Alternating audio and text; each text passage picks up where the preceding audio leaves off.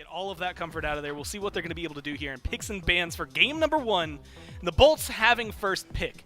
This goes back to what we were talking about. David asked about it and had mentioned up to this point this year, Camazotz has not been a big deal. Solo laners have been loving him this week. Junglers still love him this week. Do you think he's going to be in this position to really pilot, kind of dictate maybe the picks and bans of the game? Yeah, very possible. It's just that he has no bad matchups, right? Like what matchup really is horrible for him over in solo? There's not many. So it makes sense that we would see him be near the top of the list when it comes to prioritization. Well, this is unsurprising. Kind of forgot about it. We've been talking so much about solo lane, I forgot mid lane existed. Yeah. That Amus and Cobb, you might be thinking, man, Barracuda, he must be nuts on it. It was Vin the other day who was playing it and who actually looked the best on this pick. So it feels like a little bit of a target towards them there. Of course, what we've seen, he's been in mid a little bit more often than not. Hell gets banned out as well by the Dragons. The other side, though, it's the Zeus that stands out. I'm sure you're happy now that Zeus has escalated up towards the top. But realistically, we've seen the Dragons, and we saw Nehu in one of the SCC teams have been picking him up and have been performing out of this world with him. Zeus alongside the Erlon, the Camazotz. It just feels like that is a good way to control a little bit of Whirlwind. Yeah, I like the ban there on the Zeus. I mean, Hurry has just looked so good on that god. I don't think that, we haven't seen a lot of mages in general right now, and the mages we do see are mage ADCs. Zeus can make this Book of the Dead build look really good. I think that he brings a lot when it comes to early pressure. But if I had to guess what's going to be the return here now that he's banned, I think that Sol has looked like Hurry's next best god. The Zhongkui's looked very good as well, but I would expect Sol to come through for the Jade Dragons if given the opportunity. They lock in their front line here instead. Kind of thought it was going to be Sol top 2, but hey, Odin Yamoja, you're not complaining. Yeah, that's exactly what I was thinking. We get the Achilles. We talked about that a little bit there for the Bolts. But you get Odin for Fine-OK, one of the highly regarded, not just solo lane players, but gods that is now in his hands. We got a lot of highlights from that. And Yamoja! I mean, Mike, outside of Wrong U, Mike might have the best Yamoja. And honestly, it's for two different things. Mike's Riptides might be the best in the league in terms of keeping people in the impact. So they get the front line here for the Dragons, as you had mentioned. Izanami, Ganesh now join the Achilles for the top 3 for the Bolts. This Izanami's been on the rise, paired with a Ganesh. It helps, alleviate the fact that Ganesh has nothing in terms of clear early on. But, matching up against the Yamoja, is there anything to be worried about specifically in this lane? Does the Ganesh help against her? Yeah, I mean, it doesn't get trapped in by the River's Rebuke, which is really big, so that helps. But overall, you're looking for the Izanami to be all of your clear, basically. And that's the case for basically any support she's playing with, and it works very well because she just does it all on her own. So I've got no problem with the Izanami-Ganesh combination. The Jade Dragons were the team that really made Ganesh look really good at Phase 3 playoffs. Then, Aurora started playing it, and a lot of other players started playing it. But that was usually in conjunction with something like Zeus. It depends a lot on what Ven is going to be going in this mid lane and how I think this Ganesh is really going to work for them. Mercury. I can kind of let it sit there. They played 3 games of him the other day, and they won 3 games with him the other day. And it's a pick that only Sam has really been picking up, and only Sam has found a lot of success with this year, and only Sam has had it banned against him. Like, it is definitely a Jade Dragons-centric pick, and it gets to come through. But you've got Achilles, the Izanami, Ganesh. Like, Mercury isn't necessarily the end-all, be-all, otherwise everybody would be playing it. Is this just Sam's so good at it, we can pick it up? Yes. Or there's some counter match? It's just that? It's just that, yeah. Sam's just like, give me that, and he's going to make good work with it because he has looked unbelievable on this god during this year. I don't love it up against Ganesh because special delivery, he spins around the enemy god, takes some time, very easy to get ohmed out of that or knocked up out of it with the stun and the 3. They can drop Dharmic Pillars right on you during that time. So that's a little bit spooky, I would say, as a matchup goes, but otherwise, I mean, Achilles and Izanami, those are pretty free ganks for you the vast majority of the time, and Sam has made this god look pretty much unstoppable at multiple points this year. We can catch up on the bans. Fenrir and the Daji here for the Dragons get banned away, trying to isolate Lasbra a little bit. Heimdall and Zhang Kui. Now, if this was literally any other team, that would seem absolutely ludicrous, but this is something that Hurry and Fine-OK like to play, and it feels like it's a little bit more isolating for Whirlwind this time around. The Heimdall as well has been a very big pick. Although I will mention, PandaCat is definitely one who's more willing to go out on a limb. I think he even played Danzaburo the other day. He's like one of the only hunters in the league that likes to pull a pick out like that. So even though it helps the Izanami a little bit. I don't think Panda Cat's feeling that upset. No, I don't think so either. He's got a deep God pool. This Neath could be for him. I think it's more likely to be in mid, but we saw Barracuda play it in duo yesterday. Don't expect to see Meditation alongside of it, but hey, you never know, I suppose. I'm really surprised that isn't Soul right there. That feels like such an easy Soul lock into me. You're slow immune, so you don't have to worry too much about Ganesh ultimate. You can just pop right out of that. It's been such a good pick for Hurry this year, and they could still go to Soul if they so choose and give this over to Panda Cat. Certainly capable of playing it, but a little surprised that's the direction the Jade Dragons went, and it means that maybe they do want to go for a Magical Hunter. Freya looked awfully popular in the first set, not picked or banned here. Could still be the option for Panda Cat. We get the Gilgamesh on the other side here for Lasmer, something that has been a very popular pick. I'm happy they lock in the Merlin, although it is outrageous because we haven't seen it in a while. I was going to talk about the Morrigan because that's something that we know Vin loves to play and has performed incredibly well on. Yeah. But instead, we'll ignore her until she becomes relevant. Merlin gets locked in here. We talk a lot about objective burn. He's got decent safety, things like that. We don't see a whole lot of him lately. No, his early game isn't very good, and right now the mid lane meta is really determined based on early game, and that's why Hunters have been very strong, as it is Freya for Panda Cat. The Jade Dragons will shred them pretty quick. The Olympus Bolts have got similar levels. Dharmic Pillars, Merlin as well, an auto attack jungler, as well as Izanami having one of the best stims in the game. Means that they could similarly remove these objectives, but I think the Jade Dragons are going to be the ones bringing that threat first. I think it's hard to gauge. I asked Gormeister about this on the desk prior to the break just a few minutes ago. What are levels of confidence looking like for these two teams? The Jade Dragons made quick work of their opponent. The Olympus Bolts did so as well. And so both, I think, coming into this set with maybe similar levels of confidence that their game plan worked the way that they wanted it to in the first set of this tournament for the Bolts and for the Jade Dragons as well. I think an interesting Rise pick as well here, Myth. You look over to the duo lane. Awesome Jake on this Ganesh. We've seen a wide variety of gods from Jake so far this year. I think Ganesh is certainly a unique look for him. Yeah, it's a lot more of that facilitator's traditional support style. When I think of Jake, I'm still thinking about the Hercules support. I'm still thinking about the tier support. Right. This not exactly fitting in that Have we style. seen that this year? Tier Tier support? Like once or twice, if so. No, I asked that question because of Gore just walked out of the room. I think back to like how it was in Season 7 for Jake, and it felt like we were seeing tier support on a pretty consistent basis. Been a little bit different. The God pool has grown to standard levels for Awesome Jake 408. This is such a unique matchup between these two teams. We talked about it on the desk. Jade Dragons and the Olympus Bolts, they've met frequently, not only this year, but in past years, as Final K pointed out. Which is why we're starting to see Barracuda play a little bit more respectfully. Barracuda, during the Hunter Roundtable, was one of the most vocal haters of Sanford Soccer's Mercury pick. Whoa. He doesn't love it. And Samson solo now. Haddix locked into the cage, gets a double stun, has the dash away. Fatal Strike is there on the other end, and Haddix will survive, and that is everything used from both Sanford Soccer and Final K, but the Achilles shrugs it off. About all Haddix could do there was play it the way that he did, and it was enough. Man, he uses and a the wave. Weaver too? Yeah, that's nuts. How does he live all that? That's the mechanical play that Aggro was talking about earlier. Hovers within the wave, blocks a couple of auto attacks, survives the stun, survives the triple ultimate combo of the Jade Dragons, and Haddix living there is massive for the Olympus Bolts. Now for about a minute, the Jade Dragons, they're running on fumes. They don't have a whole lot of fight potential. This could create an opportunity for the Olympus Bolts. Head back, start to regroup, and play around that mid 3v3. Let's talk about this World Weaver a little bit here, Mifflin. Now 1 out of 1 uses has made its way to Final K, or made its way to Haddix rather. Didn't work out. Won't get a chance to talk about it though. Barracuda's been stunned in place. Dashing this time. Oh, the banish is perfect from Panda Cat. Dark Portal is down though. Valkyrie's discretion is up.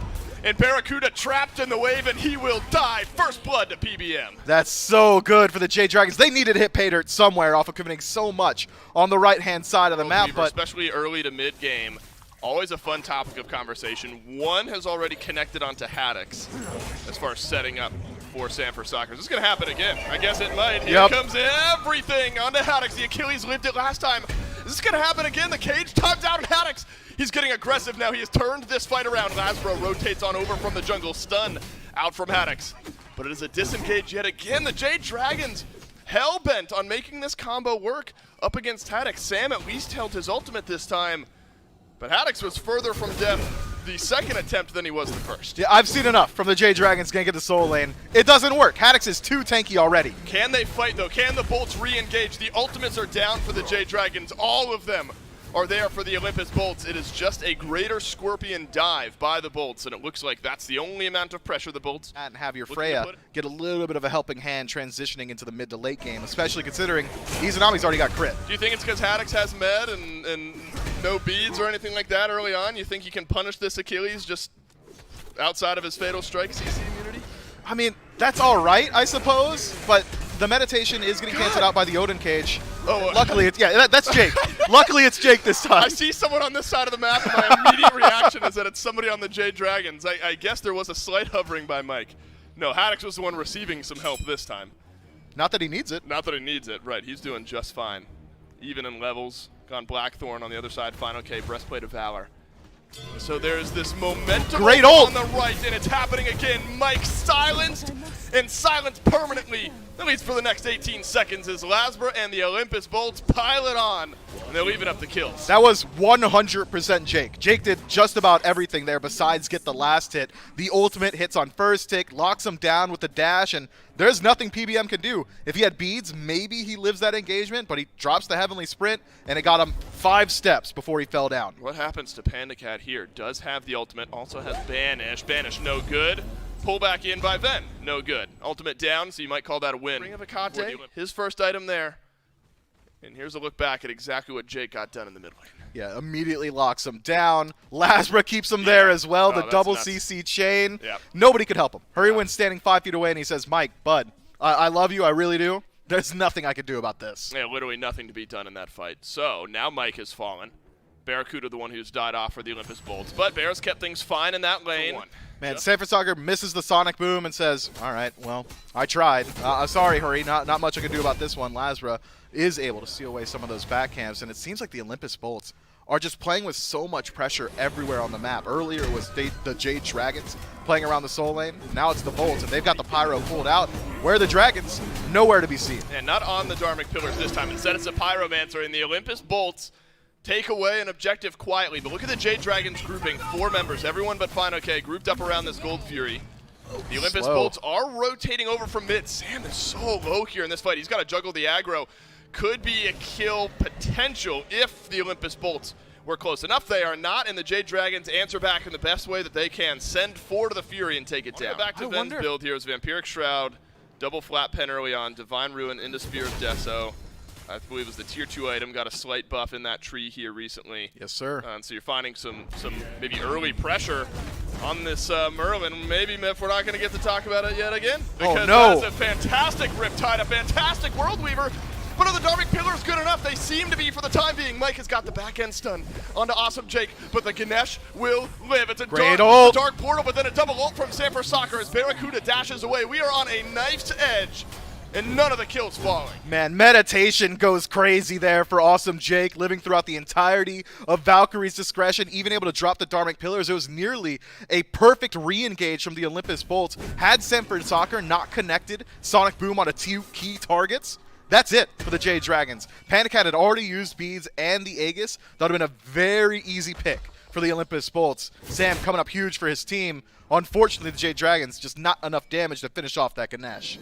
Panda Cat had to use both of his actives as well. Beads off of Barracuda. Both mid laners retain control of both of their actives. That's a drop kick and a lot of damage onto Panda Cat, but an immediate disengage from Lasbra. Barracuda's here. He'll provide some peel as well. Goodness. But is this collapse quick enough from the Bolts? They are relentless. Panda Cat, he might die where he stands. World Weaver's going to be late, but Barracuda does not silenced get it. The Ohm, massive from Awesome Jake. What? Barracuda will use the Aegis, and he will walk out alive. The Jade Dragons desperately trying to chase down this kill, but the dash away will be enough. Awesome Jake still has Final K hot on his heels. Oh Then my. pulled back in. God, Will the Dragons dive? It's another fantastic silence from Awesome Jake. He is preventing the second re-engage now twice, but Haddix is rotated over. He's got a double stun on the left side of the map. The cage is down, and the Riptide will secure the escape of the Jade Dragons. Despite the health bars being full, the Jade Dragons will leave. They've got less numbers on the map. I gotta highlight that awesome silence from Awesome Jake. He drops the silence onto Sanford Soccer as he's channeling Made You Look. Made You Look would have killed Barracuda, stops it in his tracks. Sam has to wait for the entirety of the Ohm, and then tries a Made You Look again, but this time Barracuda's ready for it, isn't able to Aegis and keep his life. That is insane T-play from the Olympus Bolts. These guys are playing with hot hands. Wild, aggressive style that Awesome Jake is known for. Well, tell me we get to see it. I think we will here, Myth. This is right around where it happened. Panicat gets deleted, and this was the nerve-wracking moment. Stops him. Oh, my God. Yeah, that's a nice play there from Awesome Jake, and that's so scary. I mean, Barracuda is so low, has to use the Aegis anyway.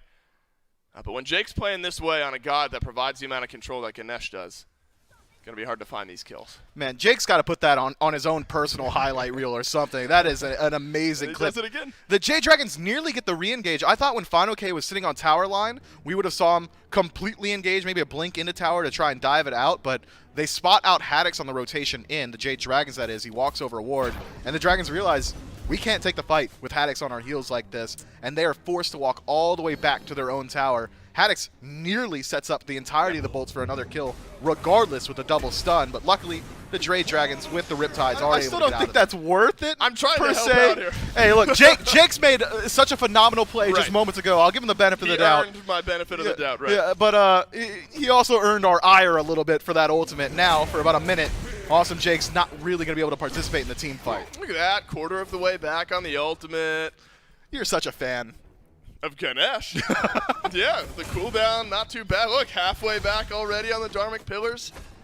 Maybe you'd like to have it if a fight breaks out. There is some pressure kind of building on towards the right. A few minutes ago, remember, it was the active decision by the Olympus Bolts to go for the Pyromancer, give the Fury over to the Jade Dragons, and that has kept the gold lead where it's at. It has shrunk a little bit, that said. But the Jade Dragons with that gold Fury were able to nudge out just a bit of an advantage, but tier 1 tower on right here, Myth. There's just been continued pressure from this Odin against Haddix.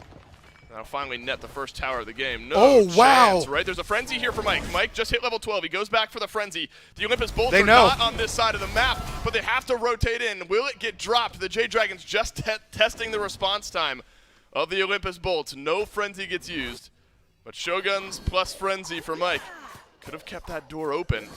Barracuda is over here on the Oni Fury as well. Panicat sends some damage in. Awesome Jake is going to take the World Weaver. Whoa! Oh, they take away the Fury, and the Olympus Bolts leave empty-handed. Can you get the kill onto Panicat? At least you would hope so. You'll get his Aegis on the other end of the Riptide for Polar Bear Mike. Fantastic. The River's Rebuke separates it, but there's a fatal strike awaiting on the other end of the ultimate. Not needed, as Lazarus gotten the kill. Wins a Shamash, is able to secure the kill on a PBM, and now it's the Jade Dragons back in. Oh, the cage is massive from Final K, but there's a stun from Haddix on the other side of the fight. Sanford Soccer, he'll dash away from this. The Jade Dragons want no more to do with it.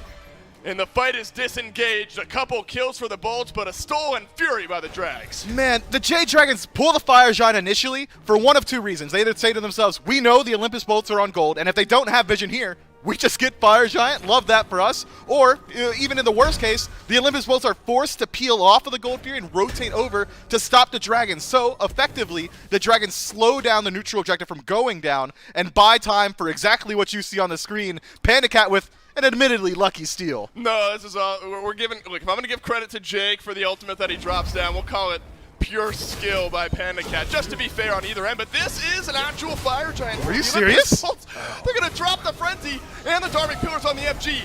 We are at a breakneck pace here in game number 1 of this set. Somehow with only 5 kills on the board, these teams relentless. But enough damage onto the Olympus Bolts are going to force them off of the objectives. The Jade Dragons now posturing around the Pyro. They don't have Frenzy either, but there is still plenty of objective burn. Maybe a steal chance for the Olympus Bolts.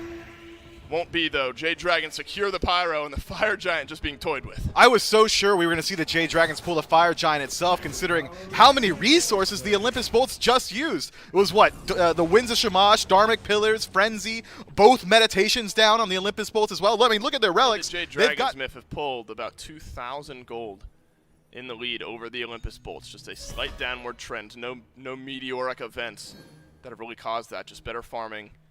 Maybe some objective secure for the Jade Dragons. Let's put the Olympus Bolts just a bit behind in that category. Levels, the widest discrepancy in the jungle here. Lazbra, despite being 202, 2 levels down to Sanford Soccer, who's apparently just been power farming over the last couple of minutes. And we're worried about the Freya. Hidden Blade completed, by the way, for Hurrywin, so that's something to look out for here. Also watch out for this Mercury. No stacks yet, but what can he get done? Barracuda, his health bar is halved. He's done. With one ability, and he's got to now leave this fight. Aussie will help you out a little bit, but you don't want to walk back into the fight. Haddix, he is alone in the back. Final K jumps forward, does not have his cage, so this should be a disengage by Haddix. Lazra forced to jump away, but the Jade Dragons TKO Barracuda. Haddix has to go back to base as well. It was an expensive engagement. It cost you Hurrywind, Final K, and Panda Cat's ultimate. Where will the Jade Dragons go? They're not going to risk it on the Fire Giant. Instead, Tier 1 tower, and that's pretty easy. Nobody here to defend. That is a simpler objective. The Gold Fury is up. Sam can solo. I was going to say, Gold Fury is up, and this is probably the right call by the Jade Dragons, because now we've seen both teams throw caution to the wind, pull the Fire Giant, and just react check the enemy team. If everyone from the Dragons goes over to the Gold Fury, that's maybe a pull with a frenzy by the Olympus Bolts. Might be, anyway. But Panda Cat and Hurrywind are both here. This is both the carries.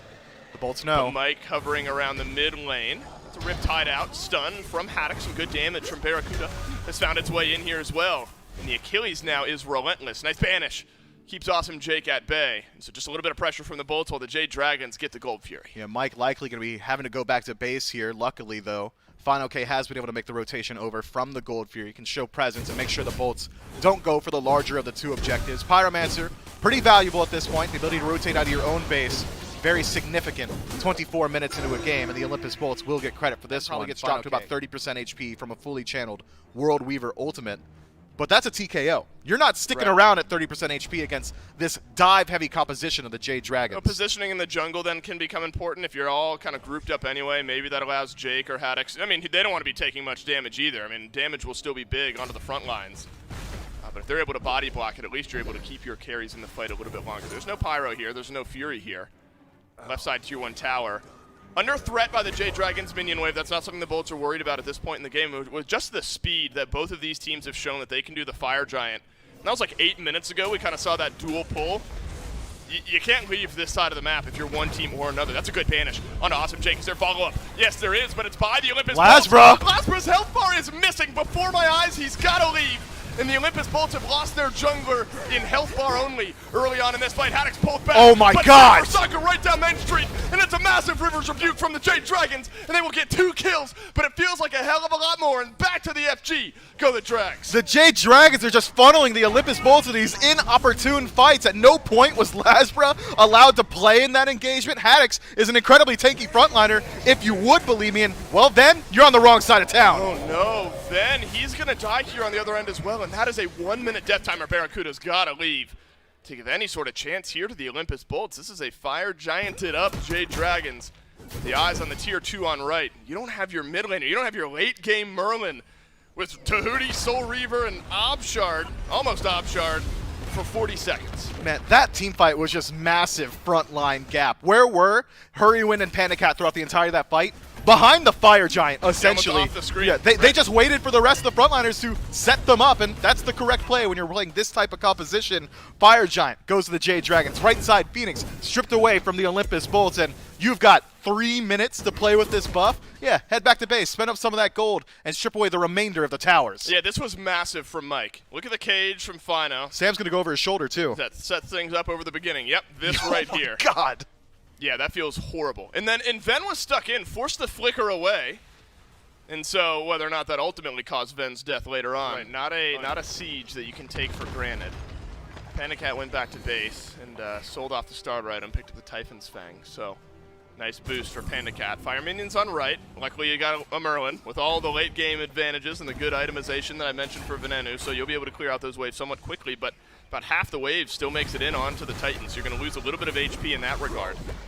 And in games this year where we've seen Titans down to like 100 HP, those little ticks could make a difference. It's this next wave where someone from the Olympus Bolts is going to have to leave, and that might be the Dragon's go button. When the Olympus Bolts get the opportunity, I'm expecting an all-in attempt. Oh my, it found its way onto Barracuda, who is down to half HP, but there's no immediate jump in from the Jade Dragons, not just yet. Haddix has been left alone, and now he is being worked down to half HP. Dharmic Pillars from Awesome Jake is just going to push back the Jade Dragons, and it's only World Weaver spent by the Drags.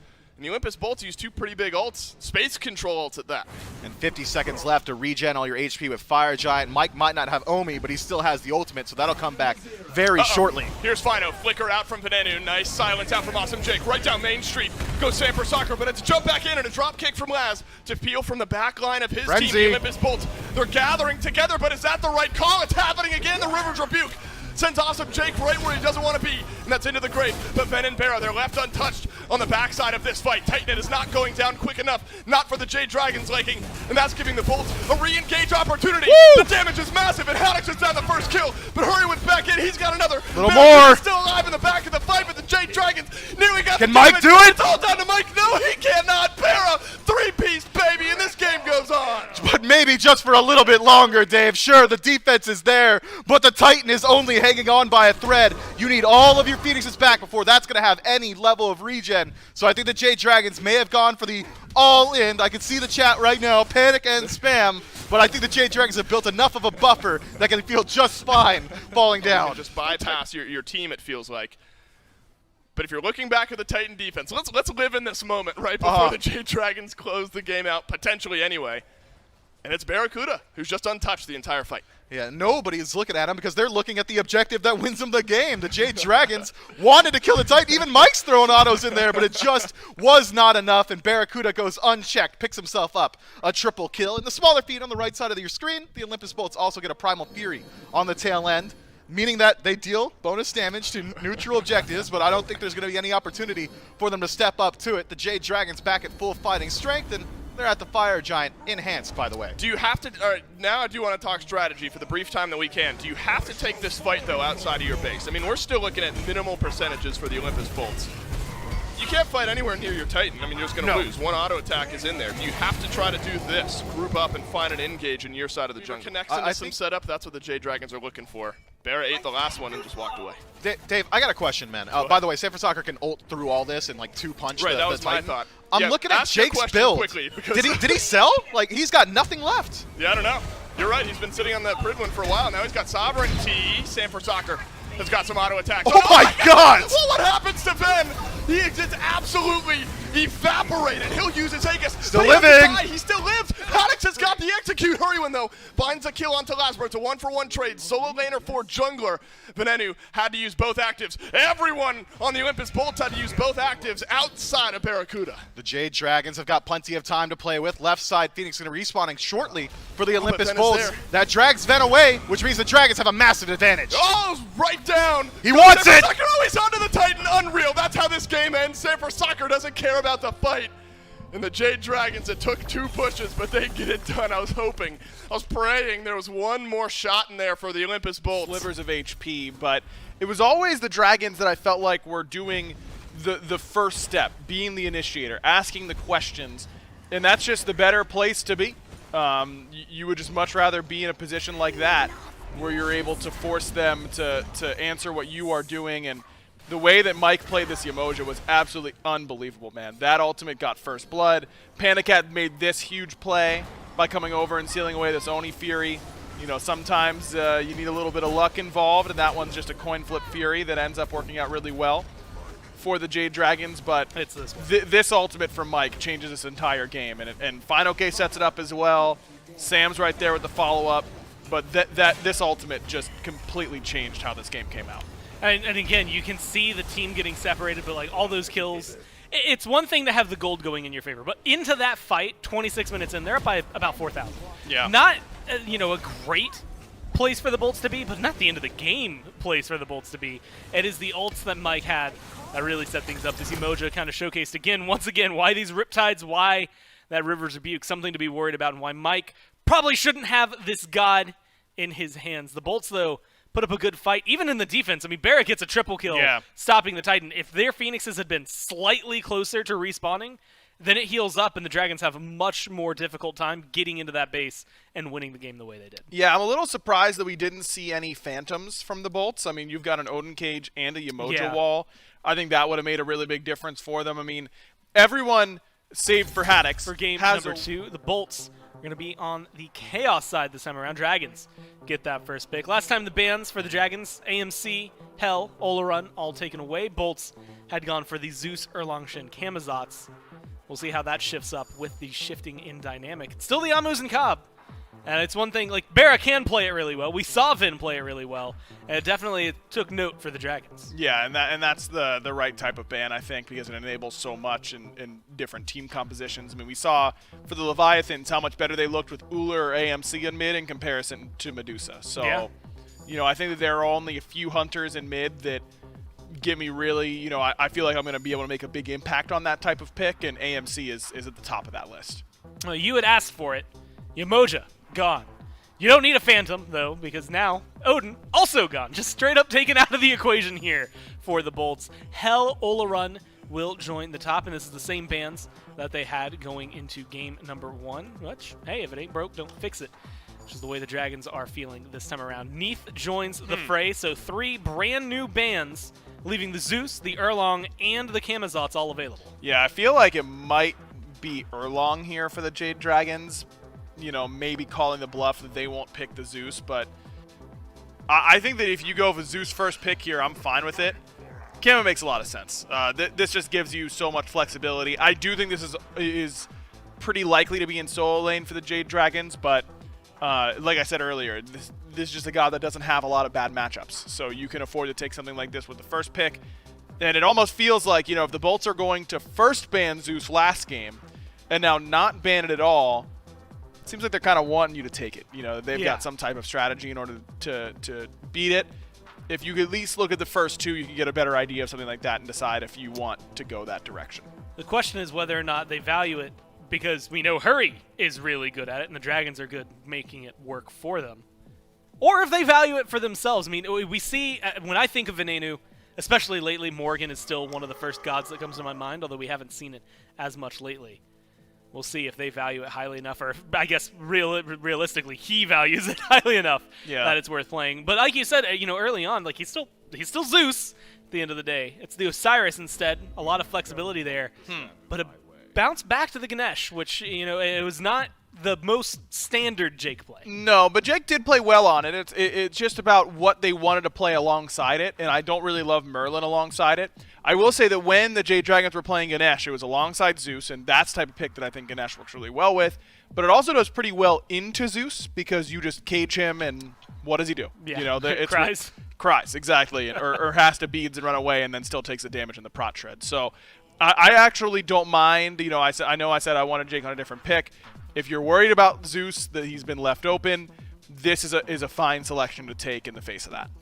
And alongside that, Osiris, something that we've seen a lot in the jungle, but realistically has been bouncing back and forth, at least this week, as to where he is going to be. So we'll have to wait to see how the Bolts continue to round out their draft moving forward. Mercury and Zeus being hovered.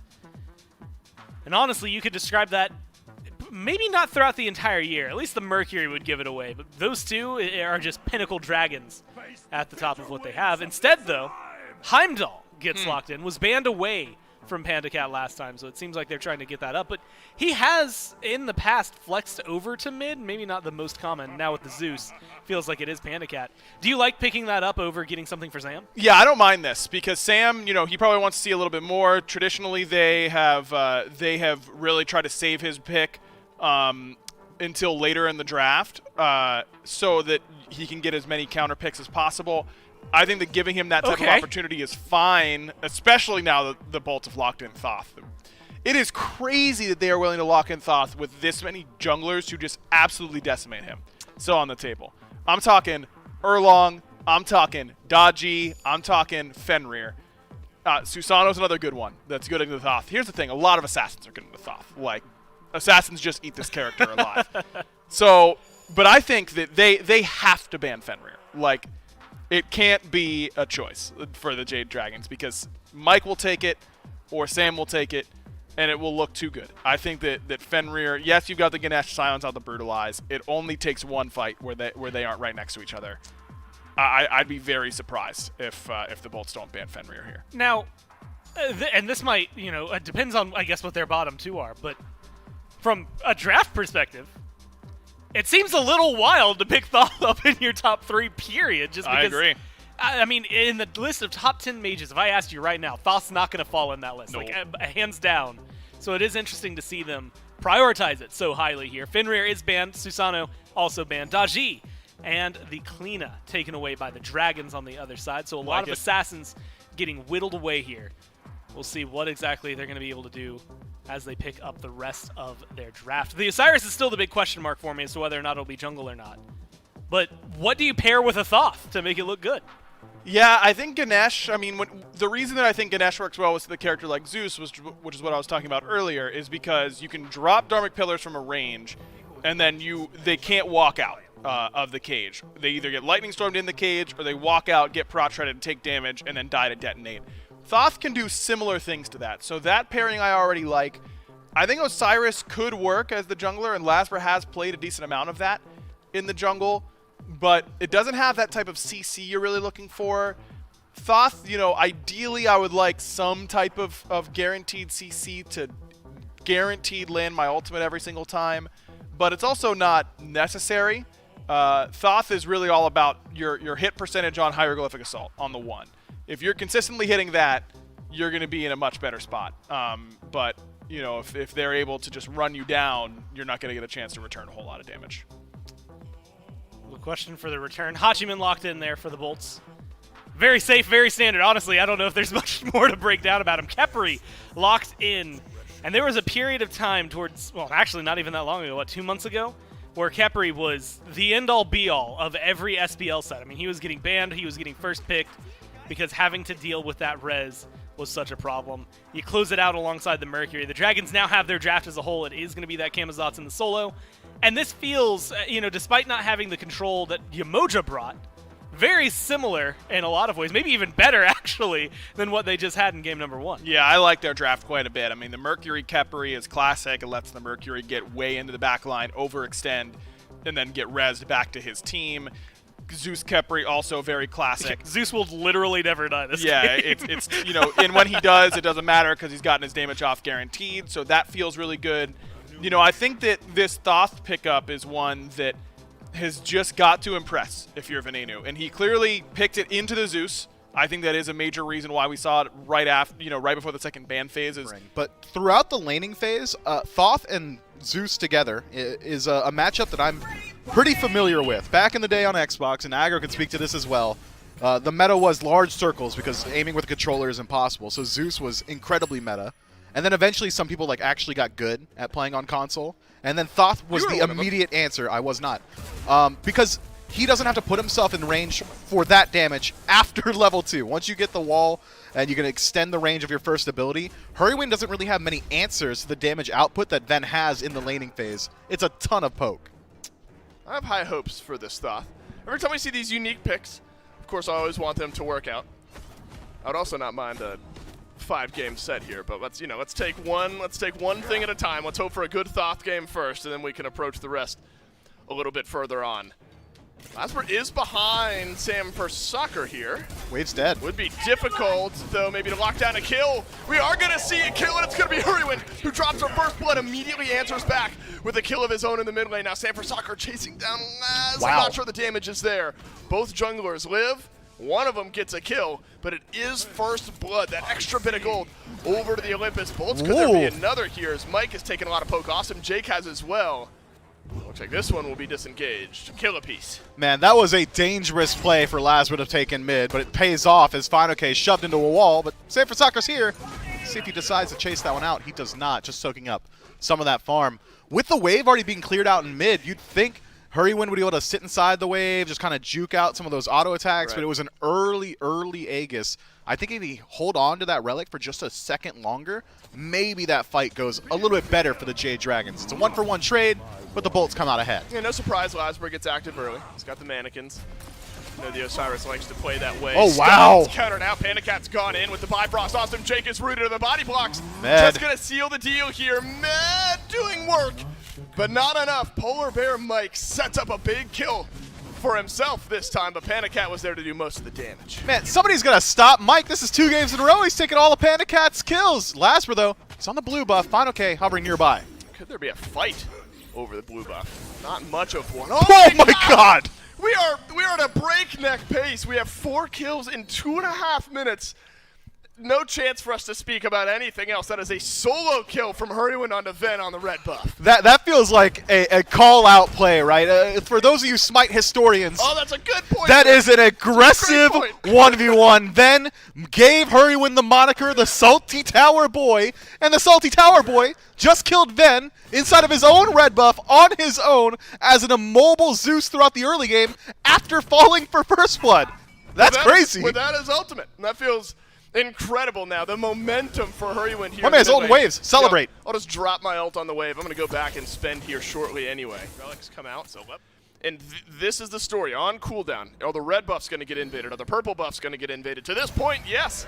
The Jade Dragons have been there on every red, on every purple since that solo kill. The Olympus Bolts are here this time. The eyes are on a different objective, though. It is the Gold Fury that is just going to get lightning stormed on down, confirmed up by the Jade Dragons. In the early game, you know, it's not a massive gold lead, 600-700, but just a bit starting to slip away from the Bolts. Jake going for a solo invade on the speed buff, and what we missed while the Gold Fury was falling was that FineOK was actually able to secure his own blue up against 2 people on the Olympus Bolts side of the map. Jake commits the Dharmic Pillars as well as his dash. If Hurrywin finds him, Jake's dead. This is not worth. Yeah, I think he's just going to die here, right? I mean, there's nothing that Jake can do. He doesn't have his ultimate. Not worth at all. Yeah, you don't think so, Miff. And so Jake takes some farm, but now Hurrywin's got 3 kills, and he's immediately going to go into the Book of the Dead after he's finished up stacking this Book of Thoth. This Zeus is already a problem. If it wasn't already, it certainly is. The product of Jake dying there is that another speed buff gets invaded. Sam for Soccer, that's probably the difference here XP-wise, just the speed buffs that he hasn't been able to get that Lasbra has. But mid lane, bit of a gap there. And you wonder, Miff, I mean, now you might be starting to nitpick here, but Polar Bear Mike is going to hit level 12 a decent bit before Jake is. That's not going to stop Jake, though, from finding the engage. Dharmic Pillars down onto Hurrywin, but it's the Scarab's blessing for Polar Bear Mike to save the Zeus's life. But Lord of the Afterlife back in from Lasbra, and the Olympus Bolts will find their 2nd kill of the game. Mike is rooted in place, and that is where he will die. Haddix has got the double and signs of life from the Bolts. Man, Hurrywin just so far out of position there. Very easy for Haddix to use the driving strike not only to get out of the lightning storm, but also to put Hurrywin in the middle of the entirety of his team. The Jade Dragons have been losing every single engagement on the right-hand side of the map. And then we saw for the last 9 or so minutes, it was an active decision. Okay, let's not fight there. That's where the Olympus Bolts are at their strongest. Now the Jade Dragons rotate over. It seems like they forgot after getting that Gold Fury. Yeah, that's the Olympus Bolts side. They've been winning there pretty handily. Jungler and solo very far ahead. Looks like another speed buff taken away from Sam for Soccer. Miff, I've seen a speed buff stolen here and there. I don't know if I've seen like 4 on cooldown taken away from a jungler in every single game. I mean, I guess in one aspect, when Sam is known to be by the reds and the purples, when those are respawning, you know he's not going to be over by the speed. Dragons are doing the same as well. It's a tale of 2 games. The left side of the map is largely controlled by the Jade Dragons, and the right side is dominantly controlled by the Olympus Bolts. Seems like Panda Cat wants to throw his weight around. Can you do this? 1 level lead for Panda. We're going to see the 1v1 beats from Barra are good. Looks like the mounted archery will get him out and alive. Sam for Soccer, though, brawling out with Venenu. Silence out from Awesome Jake, who does have the Dharmic Pillars. And it gets at least a tick onto Sam. Lightning storm down, and it deletes Lasbra. Hurrywin with his 4th kill of the game. And this one occurs in the jungle. Lasbra right where he shouldn't have been. Man, Ven nearly able to get the reconfirmed kill on Sam for Soccer. The kill confirmed, if you would, considering the revive goes through, but the ultimate just off the mark. We saw Lazarus dive worked out for him. He did just enough damage. The Mannequin Scepter dot is actually what finishes off Sam for Soccer, but there's a Khepri on the side of the Jade Dragons. You got to work through a couple of lives before you hit pay dirt, and luckily for Sam, his speed buff hasn't been invaded. It's been up for like 3 minutes. Nobody's rotated over. Seems like the Jade Dragons, they want to keep up on the left side. They do. It's around this Oni Fury. Panda Cat has both actives and a 2-level lead over Barracuda, so why not? Right now you got a massive advantage in the Hunter role. Barracuda doesn't have beads or his 2nd active. Jade Dragons take down the Oni Fury. Sam for Soccer loses some health. Maybe be wishful thinking for the Olympus Bolts to find an engage there. Out of there, and in finishing the blue buff, should finish off his Transcendence as well, now fully stacked. He's doing a lot more damage than Haddix, but Haddix is a lot more survivable in the team fight. The disruption factor of this Hercules going to be very hard to deal with for the Jade Dragons backline, specifically Hurrywin. He's probably going to be dove more often than not. specific here. I will hold that thought as the Dharmic Pillars gets used. Lord of the Afterlife up and down onto Polar Bear Mike. Neither tether will hit the stun. And so a 4-man dive onto 2 from the Olympus Bolts, immediately disengaged by the Jade Dragons. And important to note, Myth, Awesome Jake is still level 11, does not have the Frenzy yet, if that's where the Olympus Bolts want to go. And now does not have Dharmic Pillars, so the shred around this neutral objective is going to be just a little bit slower. Hurrywind is here, and he's got good confirm. Watch out for Sanford Soccer.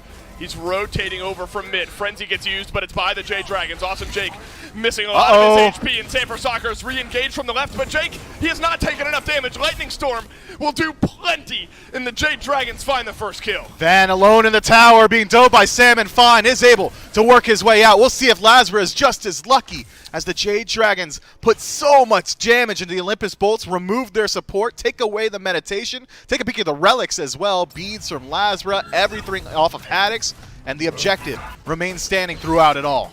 Man, Final K is just wailing away on the Haddix as well. Pyromancer, there goes. He's going to get killed off by the Jade Dragons here. And so that, at least on the right side, that's where the Bolts maybe felt some comfort here. Maybe that's where you can push your advantage. You can get this objective. Levels-wise, not great in the Hunter conversation. Jade Dragons maybe just waiting on that Frenzy to come back. That's 5 seconds away from Polar Bear Mike. So if you really want to pour out the shred, just wait for that Frenzy to get used, but the Olympus Boltsmith, they will not let this one go quietly. Gold Fury would be fantastic. Talk about closing up this gap for the Olympus Bolts. If you're able to make a steal, win this fight somehow, you're right back into the game. The problem is if you don't get the Gold Fury and you disengage, that's one thing. But if you lose the Gold Fury and then lose a fight, the Jade Dragons are a good enough team that they might just push the game out of control from that point on. The Olympus Bolts hovering nearby. Keep your eyes on Final K. He's going to try his best to close gap on the Ven. Gold Fury, it's burning fast. Sam is charging his ult on the backside of the Gold Fury pit here. Dharmic Pillars down. Oh my god! He has found the backline. Venenu is being dove, but he'll dash away. Final Judgment still awaiting over the wall. Sam for Soccer, the Scarab Blessing gets procced. And Final K, he is solo diving the backline. This is feasting for the solo laner. A double kill for the Camazotz. Luckily, Haddix is at least able to grab one, but the last two members of the Bolts are alive around the red buff. Venenu from range pouring in the damage, but Fine OK lives, and he's got full HP. Ven and Haddix drop down to half HP. Final K is going to maintain that chase. The dual lane is all it's going to require for the Jade Dragons to take out that objective. A phenomenal dodge there. A nice juke is going to break the ankles of Final K. 3 for 2. Not awful. 3 for 2. And they get the objective. It's looking a little bit worse. A little bit worse. Jade Dragons able to get the kill advantage and now the objective advantage. Positioning from Ven was so important there.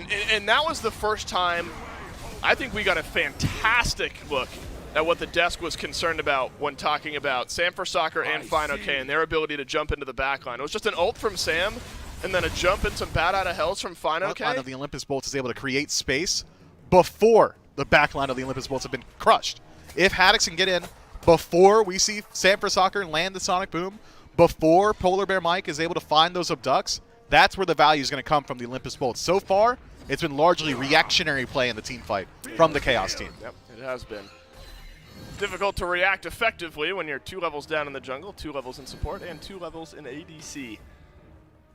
Nobody else from the Olympus Bolts feels all that close outside of the mid lane, where Venenu, despite being dove relentlessly, somehow survives all of that and actually finds an important return kill there towards the end of the fight to at least keep things a little bit closer. But this would be detrimental if Haddix dies off. Some ultimates poured onto the Hercules, and the Hercules does not die. That's Lightning Storm. It's a big team fighting ultimate down from the Jade Dragons.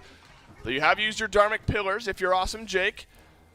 So you're going to have to wait a little bit longer for those to come back up. Panda Cat forced to use his beads as well. Heavenly Sprint expended by PBM. A lot of resources lost from the Jade Dragons. And Haddix just heads back to base. It does cost him his own meditation, which he has decided to upgrade here.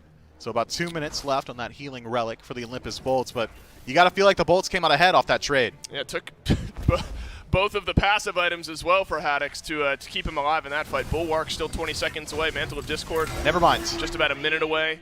Jade Dragons come out ahead now. They do come out ahead, right, with the Pyromancer. The Olympus Bolts are not going to shy away from the positioning here. Panda Cat was hovering near that Primal Fury, which would have helped out a lot the Jade Dragons around this fire, but he's not allowed to because the Olympus Bolts are just creating threat on the map. Awesome Jake picks up a Sunder here, Mifflin, instead of the Frenzy that we saw in game number 1. The mass amount of shielding that Hurrywind will be able to pick up for himself.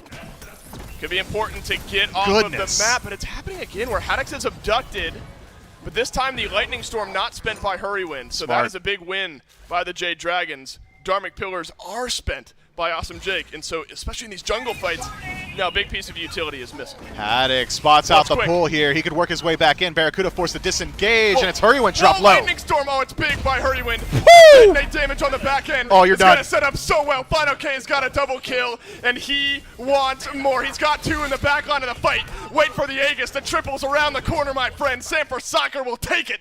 And the Jade Dragons, they were patient, and patience pays off. We'll see if they can keep this fight up. Final K does not connect the Vampiric Bat, so Lazra should be able to walk his way out of there, but that's a consolation prize in the barest of terms. The Olympus Bolts lose out on 3 members thanks to a phenomenal dive and Lightning Storm from Hurrywind, and the Jade Dragons, well, they walk away with all their lives and a Fire Giant on all 5. 3 Tier 2 towers still standing, and that's not going to be true a couple moments from now. Yeah, no, and what is 9,000 gold will be 10,000 gold here shortly. And now we've seen that a couple of times, Myth, where Haddox has been the one engaged on, but this time a little bit more patient by the Jade Dragons on the use of their abilities on the other end, and that bought him a fantastic fight. If it's anything besides Zeus, Haddox is fine with Right, that. He by all walked. metrics, but the Jade Dragons, you know, a lot of the kills, if not all of them, fell under Hurrywind early in this game. Final K has suddenly surged forward. It's that hybrid build path he was talking about in the pregame interview that's given him a big advantage here. Transcendent Heartseeker now on the back end.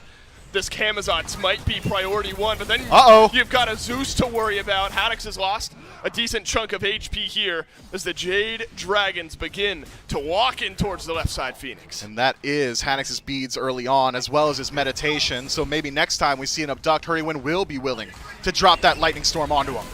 Polar Bear Mike does abduct Haddox this time. Dharmic Pillars out, Lightning Storm also down. But you've only taken about, I say only, you have taken now about half of the Olympus Bolts frontline HP. Sanford Soccer's engaged over on the right. Can he deal the last bit of damage to Haddox? No, he can't. The sustain is there. There's a Scarab's Blessing on a Sam anyway, but Sam gets a kill. The 6th of the game on Awesome Jake. One more. Through the Scarab's Blessing. And Final K will end this game at least on a rampage. The Jade Dragons as 5.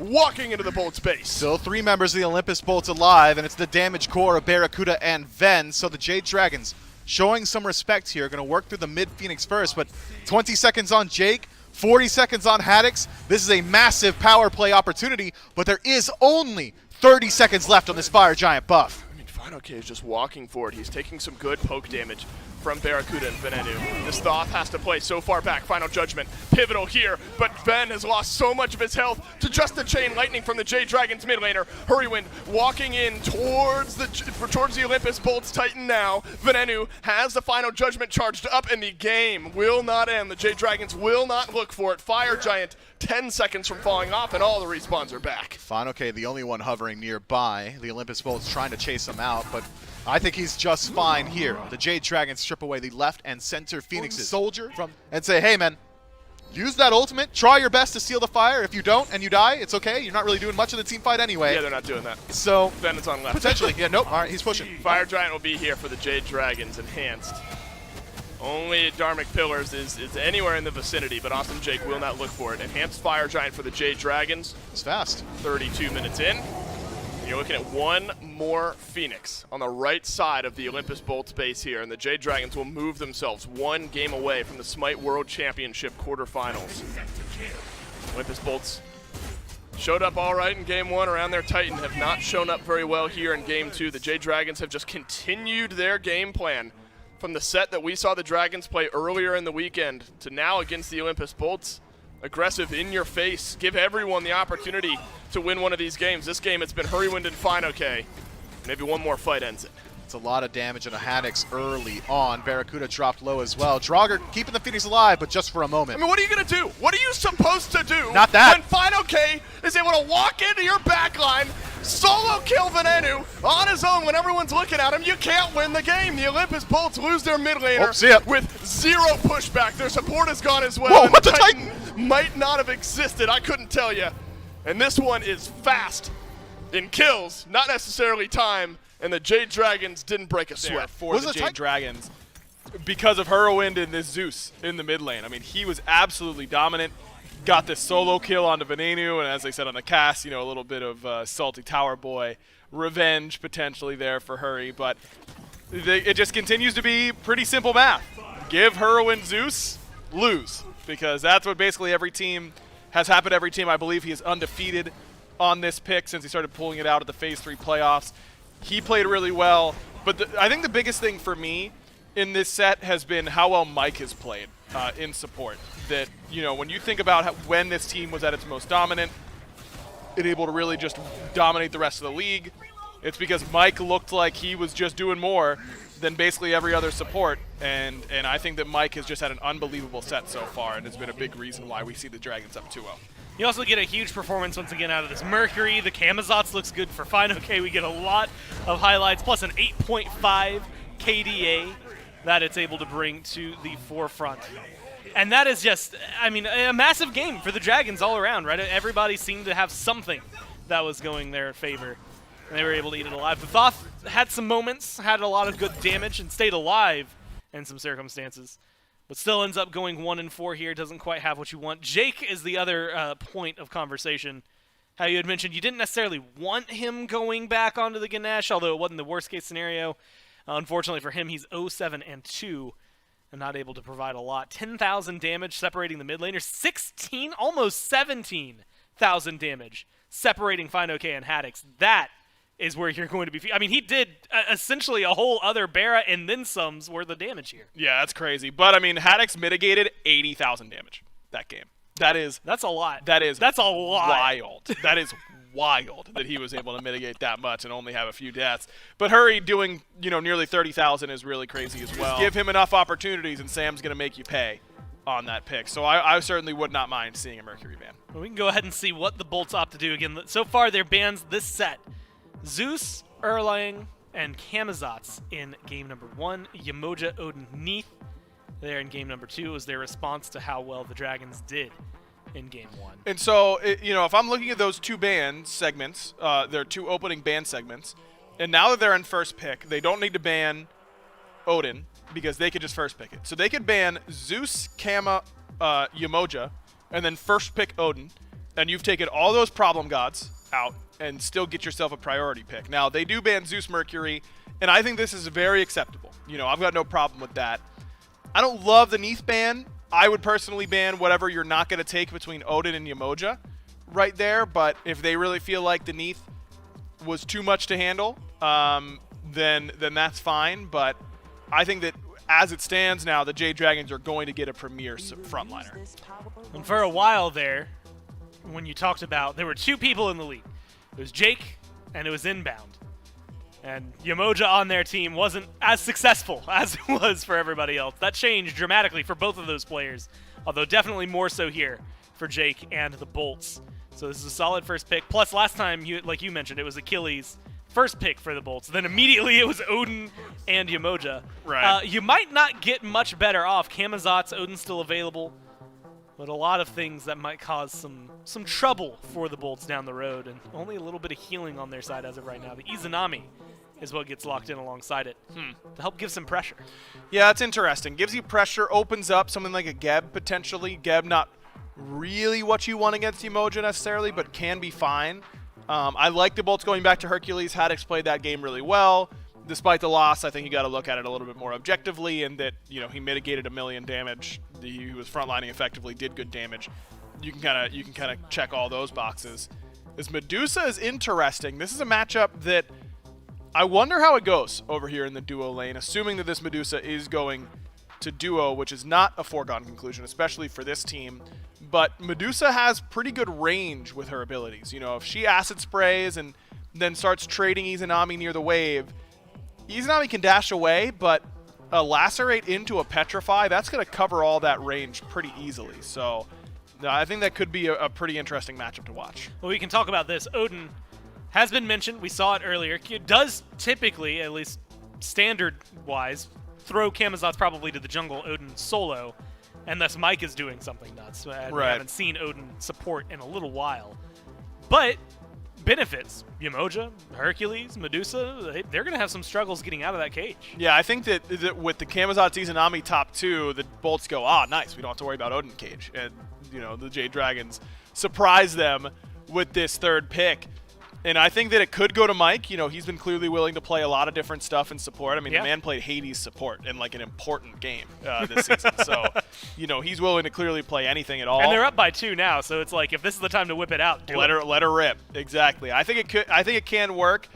Final K has looked so good on this Kama. I'm kind of hesitant to take it out of his hands, but you know, with Sam losing the Mercury, it makes some sense to maybe just give that over to him. But I really like this top 3 from the Jade Dragons because the Bolts are probably thinking about the same things we are, that they don't know where these are going to go. So what do you ban? And I think if I'm the Bolts, I just ban 2 mid laners to make sure that I get value out of my bans, that we haven't been duped into banning a god that they were never going to pick anyways. I think Sol Zhang Kui are looking awfully good as 2 picks that I would take away.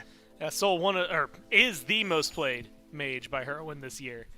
Zhang Kui definitely on the rise a lot lately. The most banned against them has been that Yanis. Hasn't showed its face in a long. I guess faces. He's got 2 of them. Right. Hasn't He does have showed 2 of either them. of them Yeah, in a while. That's for the best. Giannis is not. He's not very good. To right be now. fair, last year he wasn't good, and That's Hurry true. was on a worse team, and he still played it. That is true. If there's a guy to do it, it's Hurry. He's definitely the greatest Giannis player of all time. But I still can't imagine. You know, you're just not killing tanks.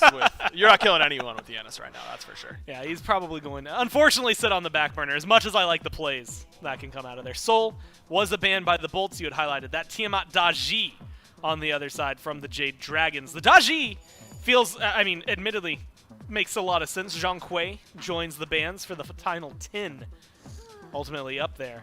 And they grab a Circuit. We haven't seen any Circuit this weekend. No, we haven't. A little bit of a ban rate, but no one locking her in. And I feel like this keeps this draft nice and ambiguous here for the Because she Jade can Dragons also because she support. can Oh, also no. support or jungle.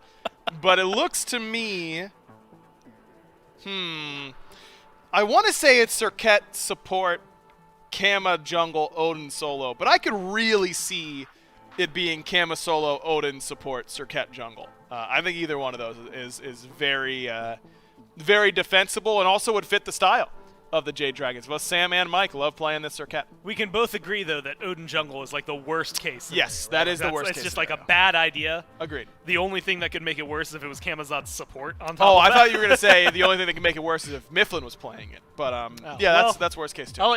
Yeah, okay. Fenrir locked in on the other side. Yeah. He does notably, I was going to say actually struggles, but no, opposite of that. Has a fine time getting out of the Odin cage. Yep. And there's not a lot of built-in immediate CC immunity from the Dragon, so that's something that they're going to have to worry about. Yeah, I like this Fenrir pick for Lasbra. It's nice and aggressive. It scales okay into the late game. You know, I think that it's similar to what you were seeing out of him in these warrior jungle picks, but with a little bit more hard CC, which means it's going to scale a little bit better in my mind. So I have no problem with the Fenrir pick. I think Disco is pretty underrated, so I'm fine with that Discordia pick for sure. As it's Scylla for Whirlwind. Interesting. So not the Scylla draft that I would have been super stoked to see personally. Game 1, Game but 2, Game 3. And if the Olympus Bolts have their say, Games 4 and 5 as well.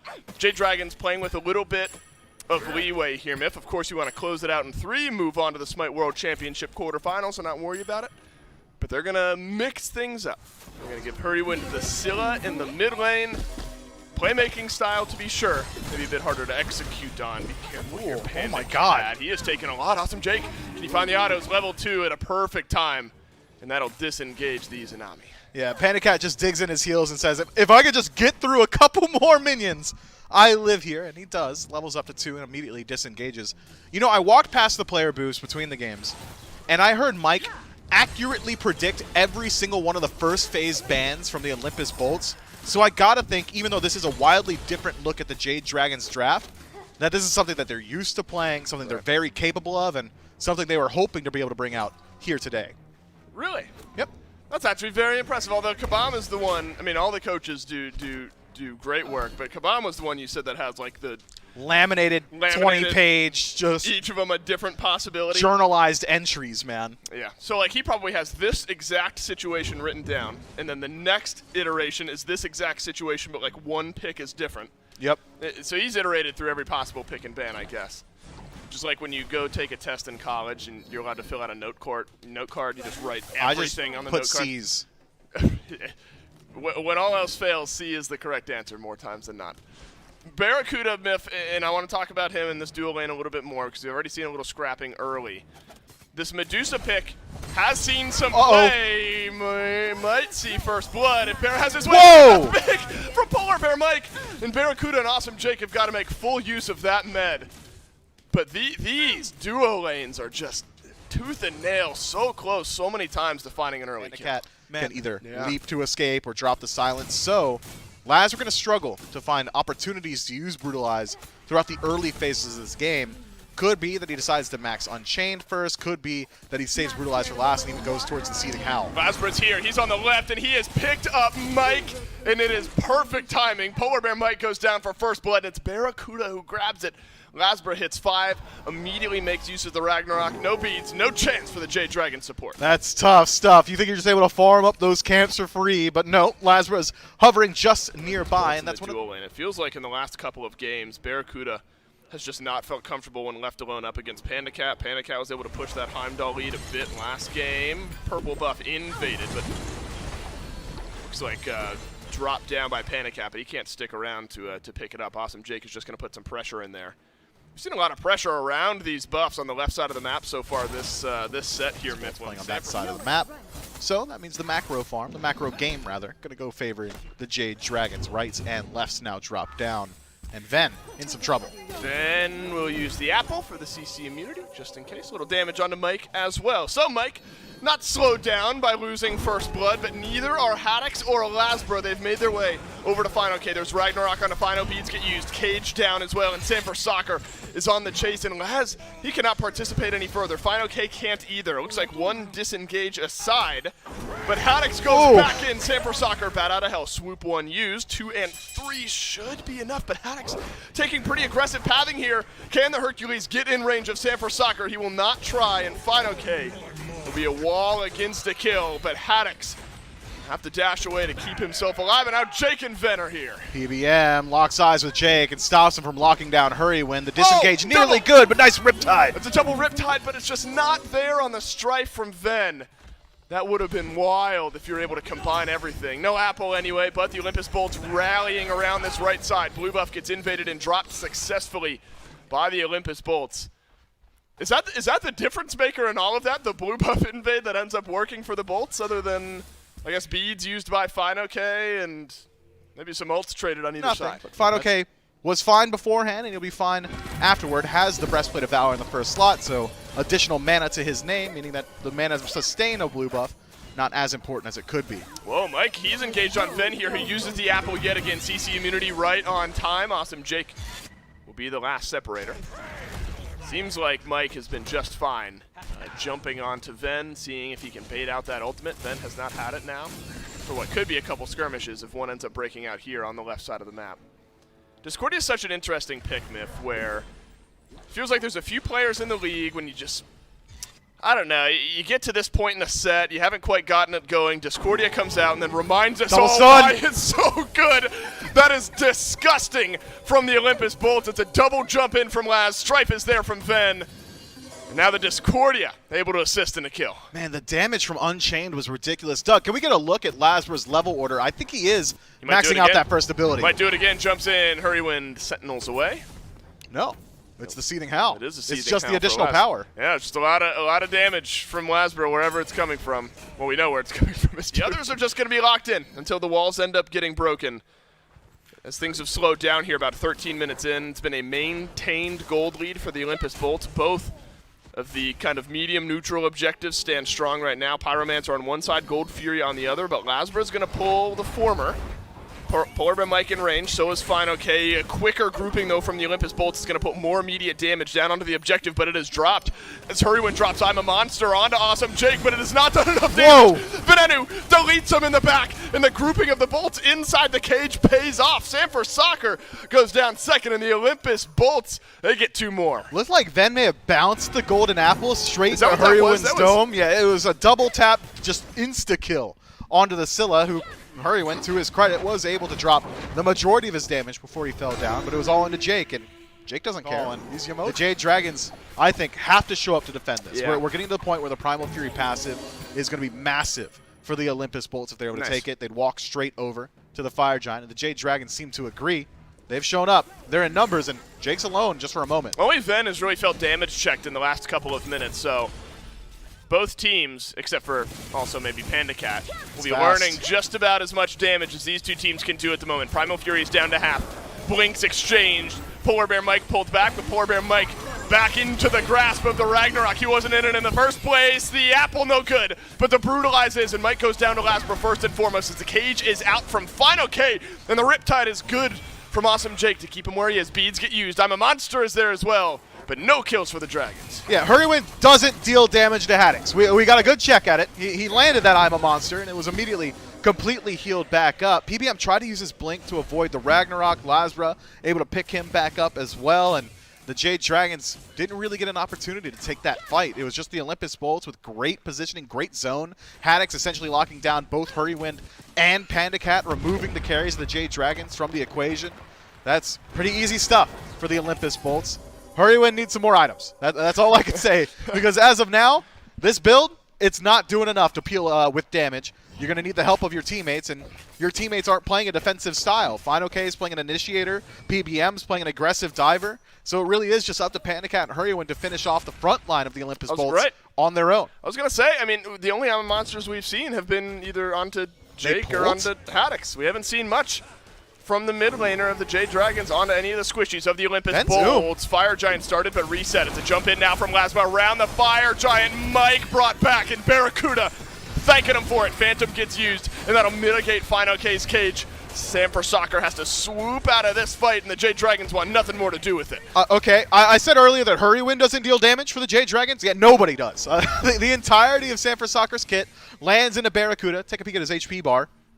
It's full. Oh, it's full, man. Yeah, 100%. Awesome Jake walks into the entirety of the Jade Dragons, and he walks out at full HP. I bet Ben's dropping somebody like 40% HP, man. I misunderstood your that's it. I thought you were saying, like, that's it, that's the engage. I was like, yeah? No. Are you sure? Fire Giant this time. Pulled again by the Jade Dragons. They are forcing the hand of the Olympus Bolts. Benenu on Sam for Soccer. Lasbra killing spree, but Fire Giant's low here. You gotta lock it down, and the Jade Dragons do so. I'm a Monster. We'll help you out in that regard. Panda Cat is out. Hurrywin, PBM, they are out as well. But it's a re-engage from the Olympus Bolts, and it'll catch out one. If nothing else, the Bolts don't have the FG, and 3 members of the Jade Dragons do. For a split second, I thought Panda Cat was going to go like full Scarface and just mow down the entirety of the Olympus Bolts. His damage output's good. On the Jade Dragons, he might just be the only one. Lasbra, pretty far forward here, should be able to escape out. And the Olympus Bolts may not have gotten Fire Giant, but they're undeterred. It's a grouping on the right-hand side. Tier 2 tower falling down pretty quickly. And the Jade Dragons, they get to maintain the buff on 3 members. Hurrywin definitely needed it. Maybe they lose a Phoenix here as well, though? I mean, Jade Dragons are always going to feel more comfortable around securing the objective when you got I'm a Monster, but smart. Again, if nothing else, you've secured it so the Bolts don't have it. Mike is going to split out this wave. So smart. Stop it from being tanked up by the Phoenix. What's happening here in mid? Lasper stuck around. Final K grits the stun onto him. Ragnarok used now. Final K underneath the Phoenix. Beads get used by the Odin, and everyone will survive here. But a couple defensive relics used as well. Man, Mike. Now we're headed right back up towards the Olympus Bolts, because there isn't much, right, that the Jade Dragons, I assume, feel comfortable pushing down. Maybe you can get some damage, maybe a tower here or there. It's just going to get canceled out. Final K cancels his own back. I don't know how far away he was from completing it, but thin margins, will it be impactful? Final K seems speedy enough. Lasper just got his ultimate back. It's another jump in, ulti used. Great cage. The cage is out. Ven is able to find some damage through the other side, though. Final K walking away just fine. This is a full 5 stack from the Jade Dragons. River's Rebuke out, and that'll force PBM off around the left-hand side. Haddix has used his ult as well. Save for Soccer on the re-engage around the back, but Ven able to position around his teammates, and he will keep himself safe. PBM making sure Haddix stays in combat, so there's no way for him to re-engage, taunts him away, and it's the Jade Dragons running with their tails tucked. We got to see Ven's damage into Final K, by the way. Dropped him down pretty low off of that Strife. Immediately into the Unruly Magic, even without that Golden Apple. Had it connected. Final K maybe pushing daisies right now. Oof, but it's the Jade Dragons trying to defend. Riptide walked through by Hurrywind, who had to use his beads. Lasbra not tanking up the tower, but taking a nice chunk of damage from Panda Cat. Watch out, Sam for Soccer. He's around the wall here. Mike in and finds the engage. I'm a monster. Goes on to no one as Lasbra leaps out from the engagement. Ven, are you going to find a strife? Are you going to find some damage? You will onto Polar Bear Mike as the rest of the Olympus Bolts group up around the purple buff. And the Jade Dragons split 3 on one side, 2 on the other. Hurrywind uses his escape, but PBM, Mike? he wants more. In and out he goes empty-handed. Haddix tries to pull him back in, unsuccessful. What is going Lasbra, though, on? goes it forward, and he's found Mike. There's a dark portal on the backside. Lasbra's got another. Final K at this point just chasing one down. Hurry! Big stun for Barracuda. Haddix is the one who grabs the kill. And Final K has been left to the wolves. And Lasbra, he's eaten. The apple is there as well. The Olympus Bolts buy their time. And they grab 3. God, the damage output just is not there for the Jade Dragons. Still 26 minutes in. We're starting to approach 5th, 6 items into the build, but even then, it feels like every time the Olympus Bolts land CC, somebody's dying on the Jade Dragons. Every time the Jade Dragons land CC, everybody's living. This is a push now from the Olympus Bolts. You get a good look at maybe what they think they can do here. 30 seconds on Final K. Left side Phoenix taking a while to go down, but it's the Titan walked out. There's only one Tier 2 tower remaining. Respawn in 15 from Hurrywind. 20 seconds from Final K. Haddix low on health, low on mana. Panda Cat jumped on in the back. We've seen one miraculous Titan defense already this set. Are we going to see another? The Olympus Bolts, they rally around the Titan. This will not be a 3-0. We will go on to a Game 4, and the Olympus Bolts decimate the Dragons in Game 3. But all you need to know is that the 5th of January, a Wednesday, 6th, 7th, 8th, and then the 9th, that Sunday, are the days that you're going to want to be able to tune in. High-Res Showcase, that's going to be happening there on the Wednesday. That's going to have your Season 9 update show. It's going to have your Slash Map reveal. A lot of fun stuff. The cosplay contest is always something I'm a big fan of as well. Looked from the Dragons. The Bolts, though, pull this one back. And Aggro, they don't just pull it back. They demand this game. I mean, there's nothing the Dragons had that they could have said and stopped this. No, there was just not enough damage from the Jade Dragons, and they were not able to get it off properly. But as I said last game, I felt like the biggest difference for me was how well Mike was playing in support, and that it looked like that old dominant style that we've seen from him in the past. In this game, the whole game plan was kill Mike. He doesn't go beads. He's not able to, Lasbra was nice and patient on when to use his ultimate to pick him up. And it just made it impossible for anyone to really get any sort of setup because Mike was constantly being the first one killed in these engagements. And I feel like that the good news is that that's easy to remedy. You can just change that up and give Mike a god that he's going to go beads on, take the Fenrir away from Lasbra, whatever. But all of these clips, it's Mike who's getting picked up by Ragnarok, and it's Mike who's dying first. And the Jade Dragons are starting all their fights 5v4. The Scylla did not work out very well there for Hurry. Just not enough consistent damage from that pick, as we were talking about being a potential problem. The Camazotz looked nowhere near as dominant in jungle as it has in solo recently. So I think this draft for me was just a little bit of a misfire here from the Jade Dragons, and if they remedy some of those things, I think that they would have been in a much better spot. Also, don't give Jake Yamoja. No one should get Yamoja. That healing was a lot. It was interesting. For the Dragons have been the same every single game. Amu's and Cobb, Hell, Oleron. Does any of that change this time around based on that last one? I don't think so, because now they're in first pick. You still have the opportunity to take some of those priority picks. You're likely to get Camazotz again.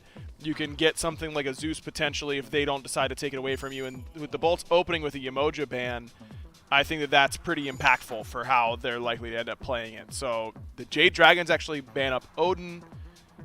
This means that if I'm the Bolts and I'm willing to give up Zeus in this spot, that I think they would just take Fenrir instantly to try and just make sure that they've got someone who can stick on him really easily. But the Dragons don't have to take Zeus in top 3. Remember, the one game they got it, they picked it 3rd overall. Bolts do ban it. So to me, this looks like a pretty easy Camazotz lock-in that you would send over to Final K and solo. Yeah, he looked good on it earlier. No reason to try and dodge it now. One of the most picked gods that we've had this weekend here just in Group B at 64%. Not quite the win rate you want down there, but again, that's just the Group B win rate. When you expand that a little further, it's a little closer to 50. I mean, it's been going back and forth for a lot of these players. But his first pick win rate, or his first pick rate, period, has just skyrocketed this week. Very high. in terms, and admittedly, it's exactly what you said. You know, we talked to Fine in the interview prior. He said the axe changes helped him out, and there's a couple of other things that make him just really good in the solo lane. But on top of that, name a matchup where you're like, man, Camazotz just sucks into that. And if there is one, I can't think of it off the top of my head. And admittedly, that is well, if there's like 100+ gods in the game, maybe somebody has to cause them trouble. Well, they have to come at a price themselves, so the Bolts need to figure that out as they figure out what they're going to lock in here soon. Yeah, last time they picked Osiris Ganesh in their top 2 whenever they were second pick. Something tells me they're not going to go Osiris Ganesh here. I mean, certainly that Ganesh pick did not look very good for Jake, and that's all he's played besides the Emoja. So interesting which direction he is going to potentially go. You know, I think that you could. Yeah, Terra's a good option, man. I mean, Terra definitely hasn't seen any play at all in this series, which is surprising considering these 2 supports. And I think that going for something like Terra Olorun, yeah, Olorun open as well for the first time this set, because the Bolts abandoned every game. Terra Olorun top 2 looks really, really strong for the Bolts. I like it a lot. And it gives them a hell of a team fight. I mean, you do have to mention the fact that Camazotz is great into something like the Sanctified Fields, but outside of Camazotz, which admittedly maybe they can still flex. I mean, we talk about it, what was run against Olorun a lot during Phase 3 playoffs was Camazotz, the Morrigan, Cthulhu. The Titans ran that. The Titans made it look good. The Titans also got a trip to Worlds as the top seed, so maybe you could take a note from them. That being said, the Dragons maybe not going to be following exactly that note, since it has been Fine playing this Camazotz more often than not. But Sanctified Fields plus an Earth and Fury, it's hard to argue against that 15 minutes in when you're looking at any fight in the jungle. Yeah, that team fight is super strong for sure for the Bolts. So the Jade Dragons, they have to kind of make the choice. Do we want to try and match their team fight prowess, which is going to be difficult up against Terra Olorun, it's just the top 2, or do we want to try and just bypass the team fight entirely, try and draft pressure in the side lanes, draft pressure in mid, and just make sure that they can't get to a team fight in an even 5-on-5. That, you know, yeah, their team fight's going to be better than ours, but whenever it's time to do it, we're just going to be further ahead than they can handle. The Ganesh makes sense. It's a classic counter pick up against the Terra. And they go back to this Neath, which the Bolts had banned quite a bit up until now. So I think that, you know, going for a little bit more of an early game look just based on these 2 picks alone. It's an interesting aspect because, like you said, you know, game 1, you get this Neath. The Bolts decide, you know what, that was a problem, ban it out every game since then. But it was a problem alongside the Emoja and the Mercury. And then there's Zeus that gets through, or Mercury gets through, or God help you if Emoja gets through. Not something you want to deal with here. So Neath locked in there for the Dragons. Still waiting to potentially see what they'll pair it with there for the ultimate mid 3v3. Ganesh will join in, but whatever's in the jungle. Hercules, once again, is the bounce back for the Bolts. Not only a ton of damage mitigated a couple of games ago, but a really good performance in this last game as well. It feels like it just fits very well for Haddix's playstyle. Yeah, absolutely. No reason to take that out of his hands. He's playing really well on it. I love the Freya ban. That's the obvious one here for the Bolts. You could ban Soul if you want to be worried about another magical ADC. I don't think Kronos is super playable right now, so Soul's the only other one that would make sense to me in that slot. This Neath could still go to duo, and I think do fine over there and still build the same style and find some success. It's just a matter of what they want for Hurry in that mid lane. And with the Bolts banning Soul away, that's the obvious thing that he could go to. Could go Zhong Kui, but I'm not interested in being Zhong Kui up against Terra Olorun. I feel like you're just going to get completely outscaled with how your ultimate works versus theirs. So I think this Neath is probably going to the mid lane. That means the Jade Dragons might be really physical heavy in this draft. It is going to be something that is a little more easily countered. We've mentioned that in the past, how, like, hey, if you're fizz heavy, especially if, like, your main mid 3v3 is, all of a sudden you get a sovereignty and things start to slow down a little bit. They already had a problem with not dealing enough damage last game. Right. We'll see if that affects them here around. Soul, Freya, you had mentioned that. Fenrir and the Daji banned away on the Dragon. So trying to slow down and isolate Lasbra a little bit more. Prior to that, we got a Gilgamesh game, we got an Osiris game, and we weren't necessarily huge fans of what we saw there.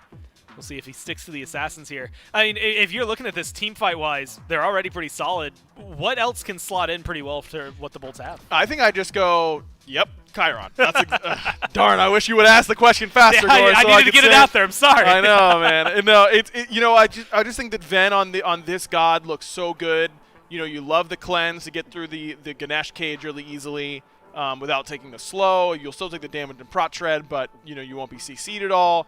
You need some physical damage coming out of mid and something that can actually contest this Neath, assuming that's going to the mid lane. I think this Chiron pick is really, really good here for the Bolts. I like it a lot. It was between that and Uller, Medusa, those traditional hunters that can go mid with AMC banned, but I think that Chiron is one of Ven's better gods, specifically of the hunter pool, so I love him going to this pick.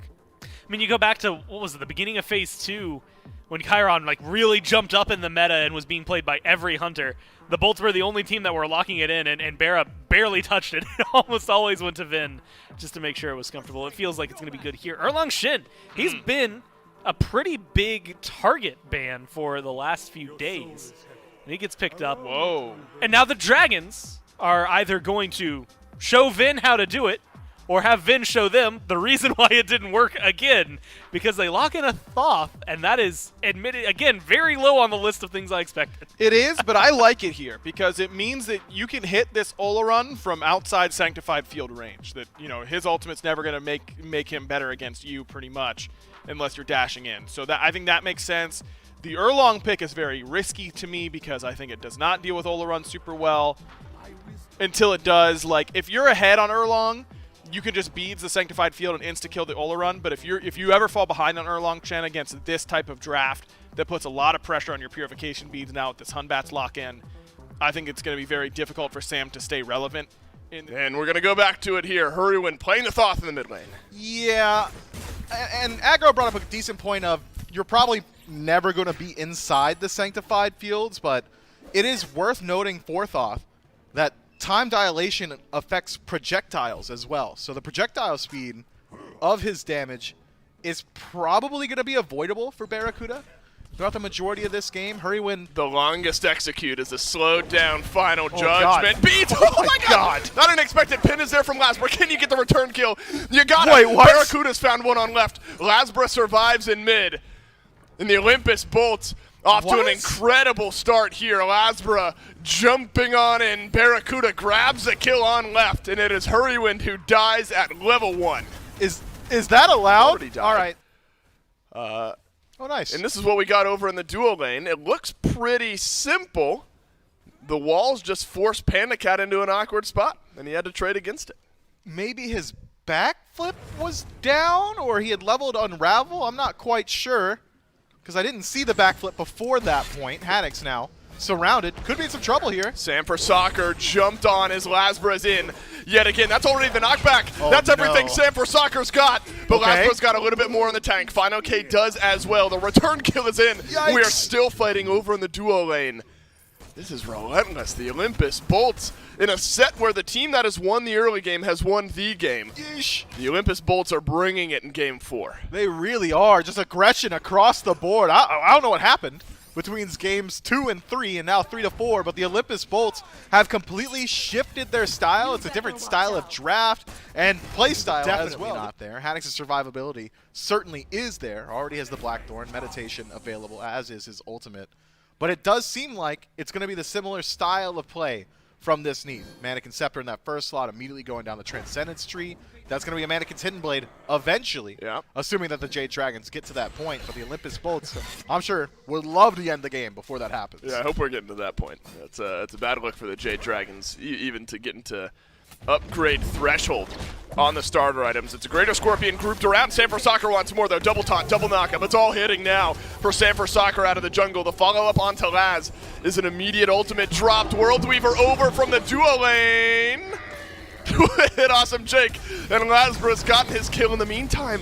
But now Venenu, he wants more in this fight. The chase down onto Hurrywin, and it is good. The Olympus Bolts have come to play. Can you smell it, Mifflin? There's a game 5 around the corner if this result holds. Crazy.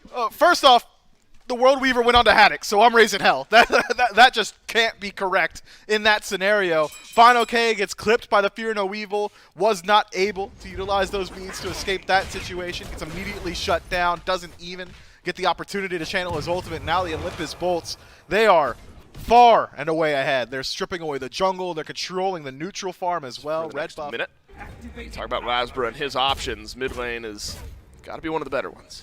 Yeah, now he is taking his eyes towards it. Hurrywin has been able to kind of reestablish some equilibrium in mid. It's been a little while since he's been accosted, stuck inside of his tower. Down. Hey man, let me create intrigue, use one of Here your we phrases. go. Oh, this could work! All right. Yeah, don't never hold Haddix. Come on. Don't you dare. Yeah. Don't hold Haddix. I swear, if you ever hold Haddix, I'm going to Okay, raise leave me You must alone. be raising hell here, Miff. Lasbro drops the ultimate on a Sanford Soccer, but this one falls short of finding big impact for the Olympus Bolts. Sanford Soccer is able to walk away. Hurrywin, though, soloed by Ben in the mid lane. He'll return the favor after a solo kill earlier in this set went Hurrywin's way. And the Olympus Bolts needed that one. Not really, but it helps after Haddix dies over in the solo lane. Panicat taking the Hunter 1v1 up against Van. Van using the giddy up to push him out, but it's Lasbra left alone. BBM goes for the dive. Pillars are here. Final K wants to dive as well. Lasbro's surely going to fall. Okay. But can the Olympus Bolts ends are back. Sanctified field out from Barracuda. He is coming in fully stocked up and ready to go. Polar Bear Mike doesn't have much to escape this fight, and he will not. Barracuda notches one in the mid lane. And so Pandacat grabs a kill, but Barracuda has a couple as well. Effectively, the only even lane on the map right now is Duo. Man, that massive gap in mid is going to be stifling going forward. That is 3 levels, 3-0-2 for Ven. Hurrywin already playing what I would consider an unorthodox god. Might be one of the last times we see him this year. Thought that is, not Hurrywin. I'm sure he's going to be just fine. Gold Fury, though, not fine. That's going down. That's brutal. I don't like Thoth, man. Right, I'm saying with the other insinuated. Well, yeah. Well, absolutely tough. I mean, I guess you're looking for what? Individual picks if you're the Jade Dragons? You're hoping that a World Weaver can set up a kill on a singular member of the Olympus Bolts and you can disengage? I mean, that's one way in. You're maybe hoping for some overextensions from the Bolts as well. Like they try and get involved in Soul Lane. That could make it a little bit easier for the Jade Dragons to fight back. But individual picks could go a long way. It's just hard to do when Haddix is behind your tower. Yeah, between Tier 1 and Tier 2 at 11 minutes. It's Pretty dead. indicative of the way that this game has gone. Tier 1 gone. Haddix leaves the fray. It's another World Weaver onto Body Haddix. blocked. Fear no evil out from Lasbra, and that sends Fine OK running to the hills. Bat Out of Hell gets used. Some damage follows up there. On the other end, actually, very close to killing off Fine OK. As he swooped down from the Bat Out of Hell, if nothing else, space has been bought, and so you get a Tier 1 tower in mid if you're the Bolts. You rotate over, you grab a Pyromancer. No, thank you very much. Just the way the pathing looked there for a moment, a little bit of pause that the FG might have been considered, but it's not. Pandacat at least, Miff, able to grab a Tier 1 over on the left, the singular saving grace of the last minute or so. Hey, he's also got a level lead over Barracuda, so that's something going forward. Maybe the Jade Dragons can return the favor to this Tier 1 here, but it's the Olympus Bolts, 12 minutes in, exactly where they were beforehand. Hurrywin dashing in aggressively, seeing if maybe he could chase out Lasra, but he cannot. Spoiler alert. Well, whatever the opposite of a spoiler is, because you've already seen taking this much damage. So is Mike a that's level nice. ahead of Jake? Jake hasn't been splitting as much. Mike has to sit in mid because Hurrywin is getting dove. I guess that's true. Mike is not there. Hurrywin isn't either, but for two different reasons. Pandacat, Yikes. you've got a lead over Barracuda, but does that last much longer? Ultimate down from Awesome Jake. Aegis used by Panda, so are the beads, and Pandacat will survive. He's got to use everything, but he remains on the map. The Tier 1 tower and left, however, does not. The Olympus Bolts, maybe if that's all they were really concerned about, getting some of that extra gold. Yeah, and taking both relics from Pandacat probably feels pretty good as well. I'm looking at it. Jade Dragons, as long as they play intelligently around the siege defense and they survive the sanctified fields, that could be an opportunity for them to fight back in if Fear No Evil is also down. Which it's not right now. Neither is Sanctified Fields. Neither is Sanctified Field, right. Pandacat was lining up the World Weaver for a second there. So with Fire Giant still on the map, the Olympus Bolts are going to group up over here on left. Maybe considering working down a Tier 2 tower. I suppose at this point in the game, Miff, the Bolts are considering that the Tier 2 on left less risky than going for the full-on FG pull. If we can just get this without needing the Fire Giant, we'll be in a pretty good spot. Pandacat charges up the ult.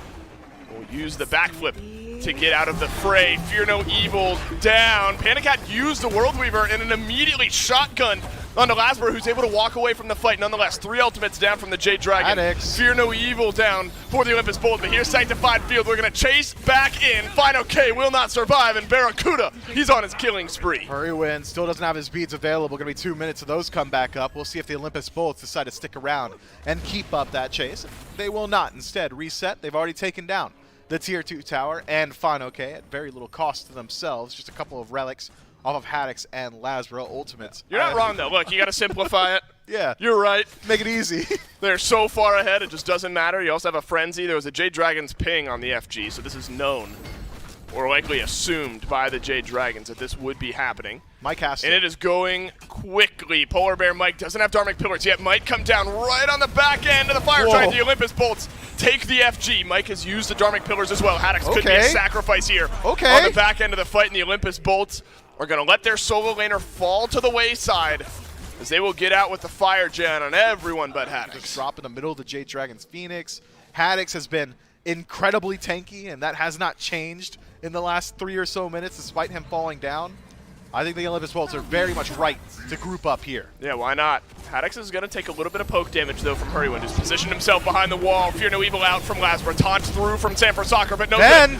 Then, out of his ultimate he goes, and Hurrywin has gotten the execute kill, and the Phoenix has taken literal 0 damage, and the Olympus Bolts are repelled from the left side Phoenix after losing their mid. That was one of the best Dharmic Pillars I've ever seen. Mike dropped it on like 5 guys. Fast food chain right here from Mike from the Jade Dragons. Look, and their burgers in front of no way. Hold on. Not sponsored, by the way. Forged Hammer in that 6th slot. Mannequin's Hidden Blade applies a slow. That slow applies before the 20% HP shred. Then Runeforge will proc immediately. You've got 20% additional pen from Titan's Bane. Okay. The passive of Runeforge is 20% straight up more damage. That could help out a lot with the one-shot build and some survivability. The stats on Runeforge, giving him a little bit of a health infusion, would help out a lot with Lasbro's dive. Could be a potential item that he's looking towards. If it's a Runeforge, they'll buy you lunch for a week. Taunt in from Haddix, or on to Haddix. World Weaver there, but doesn't do much damage. Final K was around the backside of the Olympus Bolts this entire time. Bat out of hell. Now used by the Jade Dragons. It's only Hurry and Mike who still have their ultimates, but Lasbro still has his on the re-engage. Mike is rooted in place, and he is killed by Venenu. The grouping from the Jade Dragons is good, but it's a disengage. The Olympus Bolts, they still have got everyone, but their health might just be too low to confirm this Fire Giant. There's still poke. There's still kill potential from the Jade Dragons just because of the health bars. Barracuda and Jake both have healing to keep you up and available, so that's exactly what the Olympus Bolts are looking for, just trying their best to regen a little bit before this fight starts off in earnest yet again. And the Jade Dragons, they're not in a position where they can step forward and stop this from happening. And taking a peek at their relics as well, they probably don't want to walk into an actual fight. So Hurrywin being Thoth is pretty ideal. You can stand further away than the Olympus Bolts can return fire from and try and slow down some of that heal. Must have been an incredible Fear No Evil from Lasbro that got Fino's, Sam's, and Hurrywin's beads all in conjunction with one another. So those won't be down for this Fire Giant. And the FG down to half, way below half. It was burning quickly. The Jade Dragons baited in just a little bit. Sanford Soccer dueling with Haddix over on the left. The first round of ultimates back off of cooldown after the initial fight, but Sanford Soccer was left alone on right. Venenu grabs that kill. There's a respawn back from base here for the Jade Dragons as PBM is back in the fight. Man, Hurrywin is dealing so much damage right now. Fear No Evil, the wall connects with Mike, but only Mike. But the Fire Giant is still so low. Awesome Jake will pop his ultimate yet again. Hurrywin looking for the final judgment. The Olympus Bolts take down the FG, but there's going to be another sacrifice. 0 clean Fire Giant so far this game. The Bolts will get it again, but 45 seconds of the buff will be wasted waiting for Awesome Jake to respawn. 3 rotations of Hurrywin's abilities. Lasbro can't really find the opportunity to blink ult in, but he can find the opportunity to finish off a tier 2 tower. 45 seconds. Maybe a 4-1 split. That is one way to slow down the Jade Dragons. Hurrywin can't be both places at once. So now he has to shift his attention more so over toward the left-hand side and maybe even potentially expose himself to Lasbro. Haddix has got Fine OK and Sanford Soccer in mid, but there's no equal push from the Olympus Bolts on the left side. You've got 25 seconds left on the FG buff. And it looks like Reset is on the verge of being called. Barracuda was channeling his back, did not go through with it. Lasbro hovering just behind the wall here. Awesome Jake walks in, drops one of the pillars. You got 10 seconds left on your Fire Giant buff. Are we really about to fight when it's about to fall off, it looks like the Bolts say no as they back off. Man, the J-Dragons, I'm excited because of the turnaround potential of this game. What a story it would be if the J-Dragons go down as big as they did early and survive 2 Fire Giants from the Olympus Bolts. This is enhanced, a slightly larger advantage for the team that is able to secure this one. Every active in the game ready to go. Every ultimate in the game ready to go as both of these teams group up around the enhanced Fire Giant. The J-Dragons have kept themselves in this matchup. 1 team fight win away from the Smite World Championship quarterfinals if you're the Dragons. If you're the Bolts, a game 5 against the Dragons with a team fight win. But the Fire Giant has taken forever to get pulled up to this point. Jeez. Still slow by the Olympus Bolts. And the longer we dance around here, the more this poke damage is whittling down the health bars. Hurrywin's in a different zip code, man. Uh-oh. Is this allowed? It's the Dragons in first. And it's Sanford Soccer who is taunted. 2. Haddix walks back. Lasbra alone in the back line with Hurrywin. Lasbra gets the 1v4 kill. Finally, a World Weaver from Panda Cat finds its way in the back, but it's only Lasbra who goes down. The chase is on. The Olympus Bolts, they smell victory. Panda Cat, you gotta chase him down. The beads get used, so the stun does not connect, but the damage sure is there. The Olympus Bolts, they smell blood in the water. They smell he out? game 5. Panda Cat backflips away from danger. The Bolts not concerned about the enhanced Fire Giant. They want to push this 4v3 right down the mid lane. They're grouped up on the Phoenix, and without Hurrywin, that's the best line of defense for the J-Dragons gone. Can FineOK, Sam for Soccer, and Panda Cat do it on their Oh, own? that's big. On to FineOK, but they are not able to delete the Kamazats. Not just yet. Venenu still living? dealing damage, but he is losing a lot of his HP. What? In the meantime, Sam for Soccer goes back in, and he's able to grab one. Now it's FineOK and Panda Cat up against 3 members of the Olympus Bolts. Awesome Jake's health bar slightly low. Panda Cat, he's got a full build there, and the Olympus Bolts will walk out of the base. No way they stick around for that one. The respawns Hurrywin's were already back. there. Panda Cat, you know, No. there's nothing he does here. That's intimidation factor. Look, the Olympus Bolts play that team fight so incredibly well. The very moment that the J-Dragons engage around the Fire Giant, what happens? Lazarus says, oh word, finally, you're not all 5 stacked on top of Hurrywin, blinks past the entirety of the J-Dragons and nearly finished off Hurrywin on his own. I believe it was a little bit extra damage from Ven over the like wall that this. helps out. We're not going to end the game on a team fight around an Oni Fury, surely, No, right? no That's not shot. how this is going to go. World Weaver onto Awesome Jake. Fear No Evil down. Oni Fury destroyed by the Olympus Bolts, but it's Dharmic Pillars from Polar Bear Mike into the sanctified field of Barracuda. Final Judgment takes some nice damage, and you're right, Myth. The game will not end on a fight around the Oni Fury, but Oni Fire minions for the Olympus Bolts will be working down the mid About lane. everybody. It just is Awesome Jake on the side of the Olympus Bolts trying to finish off his, and just about everyone else on the J-Dragons, except for FineOK, trying to finish off theirs as well. Whoa. Speaking of FineOK, Fino, yikes! Fino. Oh no, Fino. Barracuda gets the opening kill. The Olympus Bolts have a massive advantage now. The Kamazats, MIA, Sam for Soccer, that joins GG? his teammate in the grave. PBM alone with both of the carries now. You got a tank and you got some damage. Maybe that's all you need. But the Olympus Bolts will not turn back for the enhanced Fire Giant. Lasbra walks in. Silence from Mike. Might just save his teammates, but I'm not sure he'll be able to save his own life. Dharmic Pillars, decent enough to save his life. Final Judgment, Whoa! right down Main Street, gets some good damage. Lasbra dropped low. They still have to walk through Hurrywin, and that is no small task. The Olympus Bolts licking their wounds, healing up in the center of the map, and it's just Hurrywin standing between them You and might the just have to push it here. The Bolts have gotten nothing done on their sieges. This is maybe your best opportunity to end the game, to push us onto a game 5. But Hurrywin, he's got big damage, but the Bolts have it as well. They group up around the J-Dragons. Hold on! Panda Cat's gotten the opening kill. The Olympus Bolts, the health bar's melting. Whoa! Real triple for Panda. Doesn't matter. Bolts send us to game 5. What is with us, man? And these reverse sweep sets. Yeah, somebody grab the broom. Quick, the camera's not on us just yet. Good stuff, Dave. This is nuts. No, everybody just gets some reverse. Yeah, they all think it's cool, but look, I mean, this game, I think, is brought to you by this guy. Lasbra just had so many big plays in this game. I mean, the kill in mid for First Blood. How many 3 to 4 man Fear No Evils did we see from him in this game? And really team fight turning moments. I was really impressed with Lasbra in this game. Thought he was an absolutely huge factor in this game. And here is the end from Barracuda's perspective. I want to see if Hurrywin, where this evade and punish goes, because that was a great Aegis from Hurry. This was really close, man. And remember, if the J-Dragons defend here, they win the game. They could have very easily marched it down and gotten that Titan killed. Ooh. If there's Unbelievably another close. body in front of Barra there, I know. that Titan doesn't die. Yeah, that is so close, man. You can see the guys just locked in. Watch Barra's camp. Yeah. Yeah, he's like, yeah, ooh. Not even close, baby. He knew he had it the whole time. An unbelievable game there from the Bolts. But I think you got to give a lot of credit to the Dragons because this game should have been over really early. Yeah. Like, the Bolts were off to a great start. They were behind in every lane, but Hurwin's Thoth in the late game, in the early game was abysmal, but that's kind of Thoth. In the late game, it was fantastic. He was consistently hitting that poke like we were talking about here on the desk and making it very difficult. Panda was able to survive a lot of engagements that you feel like he had no business surviving, had a great escape on that left-hand side in between his Tier 1 and Tier 2. The Dragons stuck around, but I think that ultimately it came down to Lasber having too many good Fear No Evils, and this Erlong Shen for The Sam. Hercules and the Camazotz. 40,000 damage mitigated, separated between the two of them. A lot more from the Hercules, where Haddix was able to survive through a lot. Picks and bans, game number 5. Dragons are your first pick team. Hell, Amuz and Cobb, and then a god that starts with O. It was Olarun for the longest time. Odin was last game.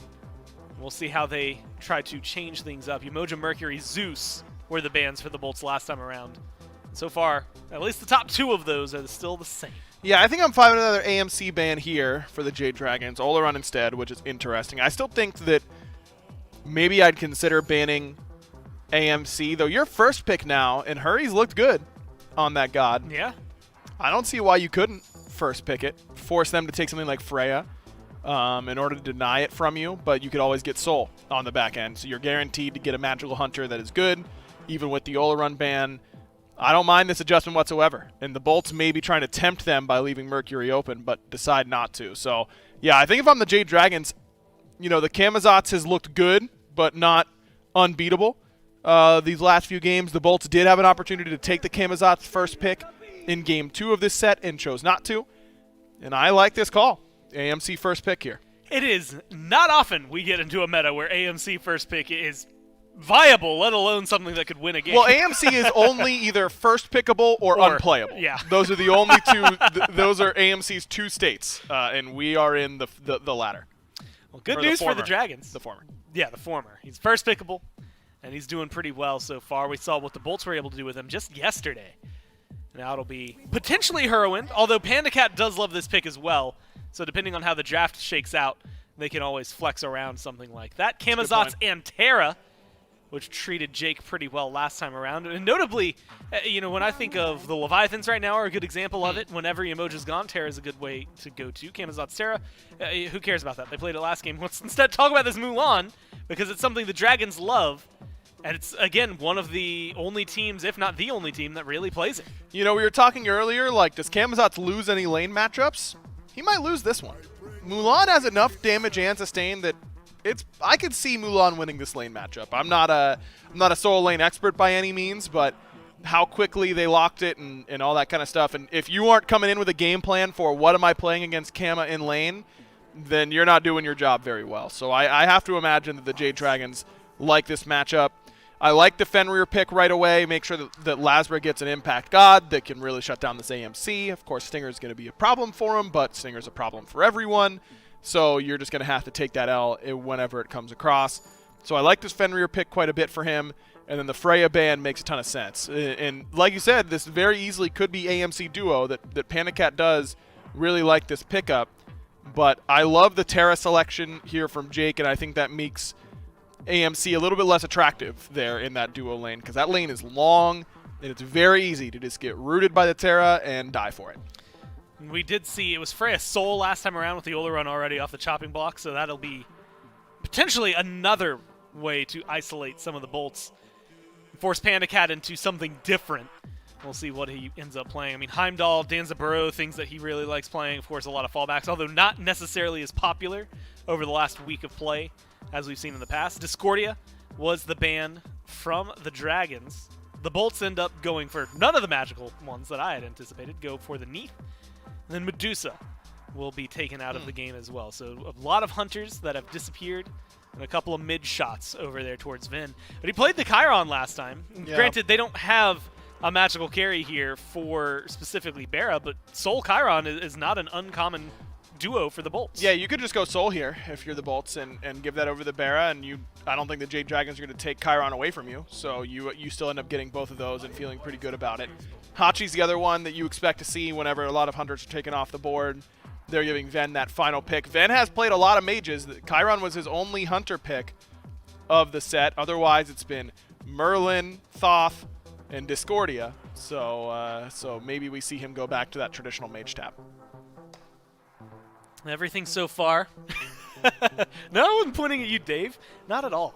Stay over there. You're casting. Hang out. You got to chill out for a game 5, man. Nobody can hear him. I don't know why. No one can. Yeah, I don't know why you're talking to him. As though he was going to talk to me. No, he's just I'm right here, Gore. Yeah. You can talk to me. You know, we were chatting. We've been chatting for 4 games. I haven't got to chat for 4 games. Yeah, and you're sick of it. I get it. I get it.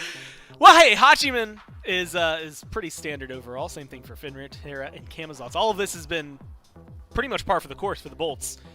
Is the Dragons that instead can change up the pace of their gameplay. So I think Zhang is obviously on my mind for what Hurry could play. I mean, that's been his pick that he's gone to. I think that with Khepri, it's very good. I don't love it against Terra, but it's not horrible because he's root immune during the ultimate. He's not horrible against Fenrir. I forgot about him. Yeah, I think that this is fine here for Hurry, and it goes more into that team fight sort of mentality that they've had to really go for. In Susano for Sam, I was really curious about what Sam was going to take. I was thinking a Willix is a possibility between the Fenrir on the other side, the Camazotz both having leaps, and then Mulan having a knockup. I was thinking maybe a Willix if they wanted to go more early game.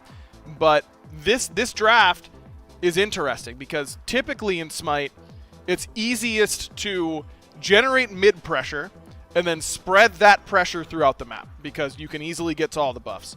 But what the Jade Dragons have done with this draft is that they've established pressure on their side lanes. AMC Khepri is insane clear, and then Mulan is going to get pressure over in solo.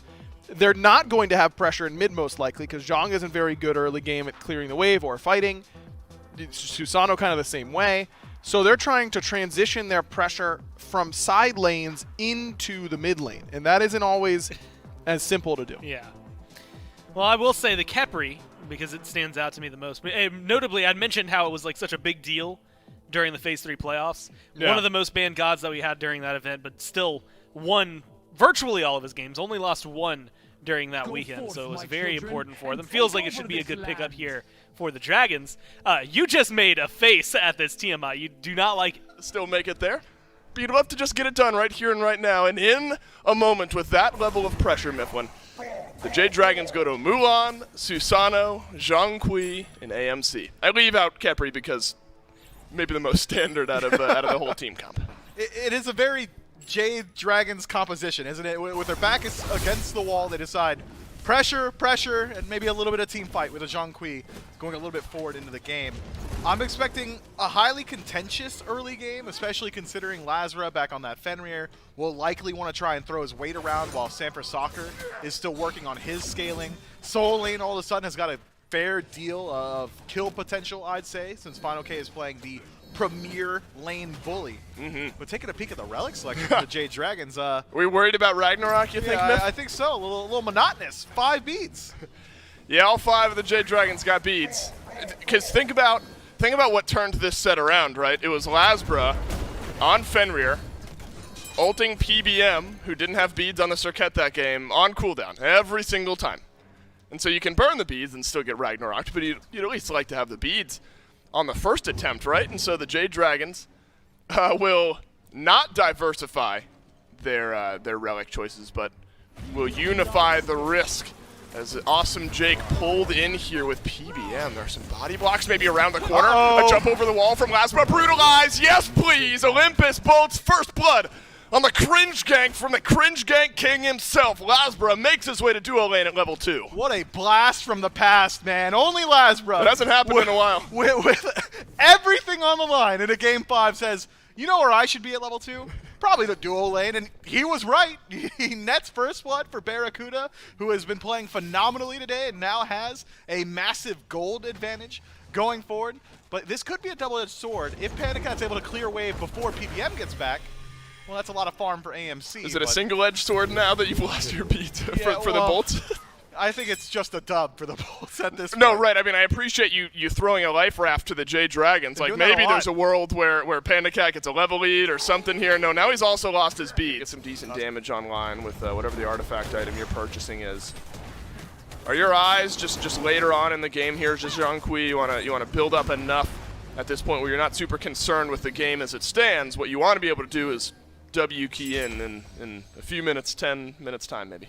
I think that once he ticks over to 12, that's going to be a good opportunity. Right now, not so much. Maybe not at level 9 when you still don't have beats, but Hurrywin does walk Good forward abduct. here into Venenu. Abduct is out for Polar Bear Mike. There's also a Scarab's Blessing, and there it is, onto Hurrywind. Can Hurrywind buy enough time, though? Can the Jade Dragons collapse back into this fight? Wow. 3-man Typhoon from Sanford Soccer, but Scarab's Blessing is gone, and so is Hurrywind's health bar. What? Bat out of hell from Haddix finds its way into the Tier 1 tower, but the last swoop used as a disengage. The Olympus Bolts grouped up as 5 early on. Barracuda making the rotation to confirm the kill onto Hurrywind, and Haddix is here as well, making sure that nobody on the Jade Dragons can feel comfortable inside of their Tier 1 mid-tower. Panda Cat a little bit slow on his own rotation, does not get there in time to make an impact. And it is the Olympus Bolts who come out ahead in the engagement, put a little bit of damage into the Tier 1 of mid, and I mean a little bit. It's barely reflected even on the map, and establish vision control around the Gold Fury. Panda Cat has beads. Won't use them on the initial route, won't use them on the stun. Awesome Jake will toss out the ultimate, but Sanford Soccer, he's on a rotation into the duel lane here. Pulls Awesome Jake back in. Jade Dragons desperately need a kill here, and they'll get one. Panda Cats receive pressure, but he will turn it back tenfold. Awesome Jake falls, and the Jade Dragons officially on the board. Well, there's your silver lining on the Jade Dragons. Sanford Soccer finally getting involved at the 9-minute mark and has a slight level advantage over Lazra, who has just now ticked over to 9. This Susano is your stopgap measure. He's your bridge into the mid to late game, and he's going to create some space for Hurrywind. It seems like the Jade Dragons still very willing to play with some confidence, are able to invade that red buff as well for the Camazods. It's going to take a little while to stack up. None so far, but I think around the time he finishes stacking, it's going to kind of coincide with around the time he decides to start rotating as well. Would be a good power spike, will be a good power spike for Haddix. Awesome Jake is throwing out the Earthen Furies at will. Gold Fury is low here by the Jade Dragons. Who cares about a kill lead if you've got the objective? Polar Bear Mike uses the Scarab's Blessing onto himself, but there's Final K in the back line. There's Hurrywin doing the last bit of damage, and Final K on the disengage with the Mulan. The Jade Dragons show up around the Fury. They will get it, and a kill to go. The Olympus Bolts don't have left, or much left rather, to chase this one out, so they just have to watch as the Jade Dragons reset back to base. That was a dangerous Gold Fury call. It was. There was everybody hovering nearby. The steal potential was there. Unchained from Lazra has got similar burst damage to what the Jade Dragons were using to confirm, but luckily for the Dragons, it goes their way, and Lazra goes back to base in a body bag. In a body bag, but the Pyromancer will be joining Labs, who's now headed back from base. So the Olympus Bolts at least able to get an objective, shrink up that gold lead just a little bit. It was actually close to 2K, a little bit over 1,000, so my math completely wrong, but hey, not completely. has That's shrunk half. down back to about 400 or 500 here, so about halving that gold lead. So the Olympus Boltsmith now in a position where the early game had gone pretty well. You get a couple quick kills, but now the Jade Dragons starting to dictate pace a little bit further. That was the first rotation from the solo laners, and Final K very impactful in the back.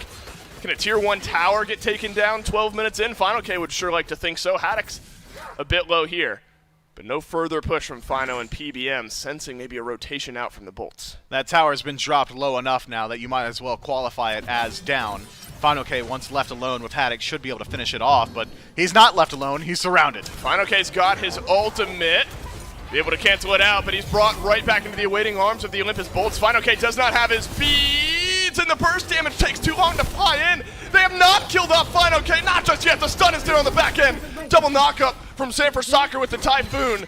Will keep things interesting, but the Olympus Bolts finally grab this kill, but that has allowed time for Hurrywin to rotate through. Haddix still has Bat Out of Hell, and it will be forced out. Does not want to get pulled back in by Sanford Soccer, and the Olympus Bolts, similarly to what we saw on the left side of the map, are able to disengage after finding their pick. Final K was just a couple seconds away from receiving that Scarab's Blessing, but PBM's cooldowns just a little bit too long. And needs a little bit extra CDR, has the Relic Dagger already.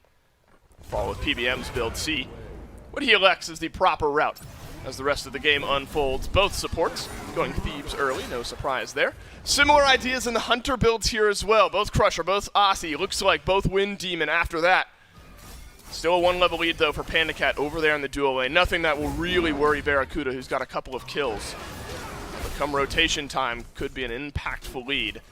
And I think Hurrywind's starting to hit an important point here, Miff, when you talk about level 12 around that area. Rod of Tahuti, an expensive second item, but it is completed now. And so the Zhongqi starts to hit a bit of a power spike. Panda Cat takes a lot of damage. Beads on the back end. Barracuda nearly gets a solo kill from Panda Cat. He wants to turn it around on his own. Aegis is there. Stinger is out as well. But Panda Cat locked in place. No honor with Barracuda. The rest of the bolts are there, and they will put down Panda. You can see Panda Cat scratching his head saying, man, you know what? I had him. He was dead, but certainly not when he's surrounded by 4 of his own teammates. And PBM, you knew they were there, walks in alone, but only able to take a little bit of his HP bar. I know where I am. Yeah, I'm fine. And I got Sanford Soccer in the wings. This is a 4 versus 3. There's going to be a numbers advantage if the rest of the bolts can rotate through. Earthen Fury down from Awesome Jake. Lasbra in. That's not where he wants to be. There's a knock on the other side. It was a 1-kill advantage, but no more. The Olympus bolts drop 1, and it's Lasbra on the back end. A bit of an overstay. In these Typhoons, Miff, that one only hits 1. But we've seen a 2-man Typhoon already, a 3-man Typhoon already. Sanford Soccer already starting to hit his mark on this pick. Sucking the souls out of some of these minions. Look, I just think that as of now, the Jade Dragons are in a position where they can take fights. They would love to take any engagement that they can, but it's all revolving around 2 cooldowns. It's Hurrywind's ult and PBM's. Yep. Sanford Soccer, his ult has been impactful as well, but I agree with you there, Mifflin. Those are the 2 ultimates you got to look at as far as walking in and being able to walk out alive. Watch out for this Mulan. Fine, okay. Could rotate around the backside of the Olympus bolts. Ven has both of his actives. Barracuda does as well, but that won't stop a Mulan. Polar Bear Mike puts an abduct onto Haddix, who's up here for some reason. Bat out of hell is going to have to get used, and used it was. The Olympus bolts hovering around the Primal Fury that was down beneath half HP. This is disoriented from the Olympus bolts. Individual members going in on one side or the other, but it's right back to the Primal Fury. Go the Jade Dragons, a separation of big health bars. Final K and Hurrywind walking forward. Primal Fury low. How much are you willing to risk if you're the Olympus bolts to steal it away? And wow! Because the Primal Fury gets taken, but you need to get out of the fight alive on the back end, and Final K's got other thoughts in mind as Awesome Jake running away from the ult. Zhongqi's ultimate comes back up, as does the Jade Dragon's potential to take an engagement. Haddix falls down, but he'd already made the hero play. Screech stealing away that Primal Fury feels very nice for the Olympus bolts and keeps this game at dead even. What was that, 100 gold? Like a couple hundred experience as well. 18 minutes in. The Jade Dragons and the Olympus bolts have kept this set incredibly interesting all 5 games, and they're going to keep it going for the next probably 10 minutes or so. There's not much left on the map to separate these 2 teams. Pyromancer, that's a paltry sum. Yeah, Miff, now I'm nervous for a totally different reason. It's because both teams are making me nervous. Neither team with a massive lead. But we're going to do it all over again around the Pyromancer. Oh, no! Wow! Solo. The Scarab's Blessing is perfect. And Panda Cat gets the kill onto Lasbra. The Scarab's Blessing gets used, though, by Polar Bear Mike. Jade Dragons get the Pyromancer. Are you going to get a kill onto Awesome Jake as well? Yes, you will. Lasbra and Jake go down for a Pyro. Are they going to go to the Fire Giant as well? The Jade Dragons are grouped up as 5. No. It's just Sanford Soccer who's low HP, but it will be a reset. 30 seconds left on Awesome Jake's respawn. We're 19 minutes in. I think the Jade Dragons could reset and just walk straight to the Fire Giant, at least force a fight from the Olympus bolts. There's going to be a moment here where if the Dragons do pull it, the bolts are going to have to defend at a huge numbers disadvantage. You've got eyes on Ven in mid. Sanford Soccer should be able to cut off the rotation. Pinged out is Ven's positioning. Wow. Yeah, that's a pull. Good thought there, Mifflin. As there is a separation by the Jade Dragons. All 5 members of the Dragons around the FG. The respawns are out from the bolts, but you got to factor in travel time here. Haddix, you good? He is taken low by Final K. He has Bat out of hell, but he's not going to use it. Mounted Archery also used by Barracuda. It's all disengaged from the Olympus bolts on the backside of this fight as the Fire Giant continues to get worked on. Now Venenu is low. Everyone from the bolts is losing their life right now. Finally, Lasbra is able to turn around the kill on a Sanford Soccer, but the Dragons have been on the FG the entire time. Mike, be careful, my friend. You don't have Scarab's Blessing, and you are low. The bolts may be able to find a big stun. Massive stun in from Laz, but there is no follow-up, and Hurrywin puts him down. Panda Cat picks his stinger back up. The Olympus bolts have to think twice if they want to stick around in this fight. Jake uses both dashes. Now you're stuck. Oh no, the walls are there, but they put him in his grave. Final K grabs the kill, and Barra and Haddix, the last 2 alive. It looked like for a moment the bolts were going to grab some big kills, but it's only Sam who goes down, and the Jade Dragons, we thought it was even, But now it's anything Trusted. but. Fine, okay. Everybody else from the Jade Dragons rotated in, like, hey, bud, you good? But Hurrywin keeps up that push with Panda Cat and is able to take out that Tier 2 tower. Do the Jade Dragons want the Phoenix now? There's so many towers left you can take easily. There are a lot of towers left. Is this an area where the Olympus Bolts can punish the Jade Dragons? Are the Jade Dragons doing too much? We're waiting for another minion wave. We're going to give this one a go. That Phoenix has already taken a lot of damage. If the damage finds its way in, it's good. Double stun from Laz on the backside, but yet again, there's no follow-up. Haddox is abducted. He is stunned, and he is in the bat out of hell. Mike uses the Scarab's Blessing on himself. Might be a small win for the Bolts if you can get into the fountain and get back, but this Phoenix is low. Fine, okay, and Panda Cat still have their ultimates available, and the Olympus Bolts have used just about every single one of theirs. Still have the Ragnarok, and beads are down on Mike. That could be a target. Good engage from Jake. Good engage from Sanford Soccer. Hurrywin is deleted. Awesome Jake Ragnarok desperately searching for someone to gobble up, but nobody is there on the other side. The Phoenix still stands, but the health bar's starting to whittle down just a little bit for the Jade Dragons. The Olympus Bolts stand strong. 45 seconds left on this Fire Giant. Lazra forced back to base here. Mike dropped low. Sanford Soccer, he goes in, but he's alone. Final K is here as well, but he is down to half HP. The juggling of aggro here, masterful from the Jade Dragons. But now back from base comes Lazra. Does not have Ragnarok, does not have the health to continue, and the Jade Dragons refuse to back away until now they've realized this is a fruitless effort. Hurrywin knows he's only got 20 seconds left with his fire. The rest of his teammates dropped incredibly low. The frontliners, well, they tanked the Phoenix. I think the majority of Final K and PBM's HP lost to that bird, and there was nothing for them to finish off. Oni Fury, though, nice consolation prize, and Fire Giant going to be spawning in just under a minute on the map and give the Jade Dragons the opportunity to start pushing their way in. So good internal calculus from Lazara, realizing that his Phoenix is strong enough, and he doesn't give that advantage. You think that's an immediate pull from the Dragons? 100%. Yeah. 100% immediate pull. But instead now they have to play hesitantly and wait for the Olympus Bolts to show exactly where they all are.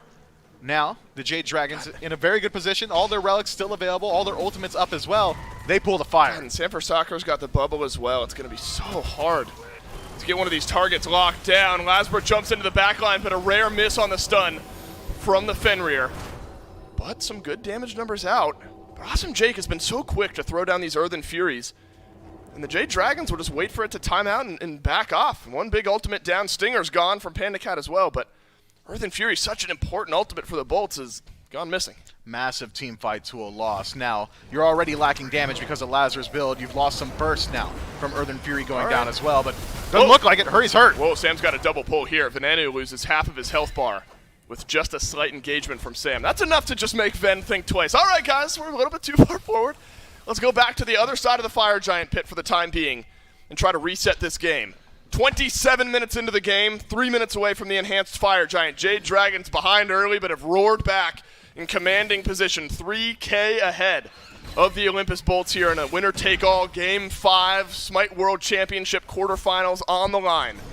Loser moves on to face the winner of one of our matchups tomorrow. But the Jade Dragons would love to avoid that. Haddox would love to avoid dying out here. Bad out of hell will help him. There's a double stun from Lasbra, and he gobbles up Hurrywin, but brings him right into the rest of the team. The Olympus Bolts are now running from the target that Lasbra brought to their doorstep. Awesome Jake will fall as well. Lasbra, Ven, and Bera, the last three alive. You fools! This is exactly where I want to be, screams the backline of the Jade Dragons as they shut down Haddox and Awesome Jake. Sure, you're able to reposition them, Lazara. Sure, you don't take a lot of damage. Your teammates do. Jake does. Haddox does. And they are shut down. Fire Giant now on all 5 members of the Jade Dragons and only 2 Tier 2 towers standing between them and the exposed birds of the Olympus Bolts. Lazara, limping around the jungle, has not had an opportunity to make his way back to base just yet. Like, bring me. I don't have beads. He just DM'd Lazara. Hey, I don't have beads. Yeah, don't have beads, by the way. Bring me into the back line, please. I'm begging you. So, what could be the final siege of this set?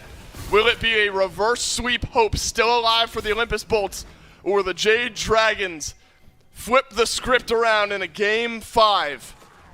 One more siege, one more team fight could be the difference maker, but we have seen some crazy base defenses up to this point. You cannot rule anything out between these two teams. Every relic in the game is here. Every ultimate in the game is here. Sanford Soccer, he wants Haddox. Lasbra, he wants Fino-K, but Fino-K will walk out just fine. Ragnarok is gone. Polar Bear Mike takes a good bit of damage on his way in to the Phoenix, but the Kepri procking up or aggroing up this Phoenix just fine. Earthen Fury is down from Jake.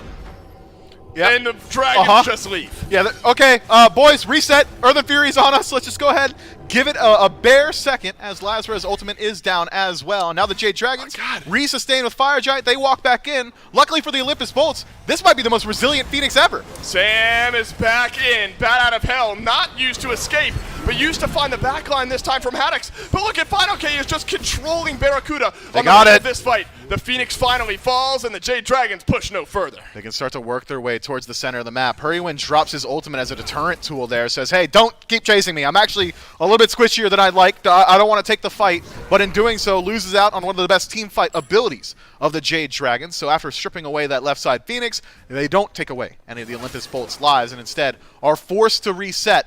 30 seconds left on this Fire Giant. A whole lot of threat on the side of the Olympus Bolts to strip away that relic.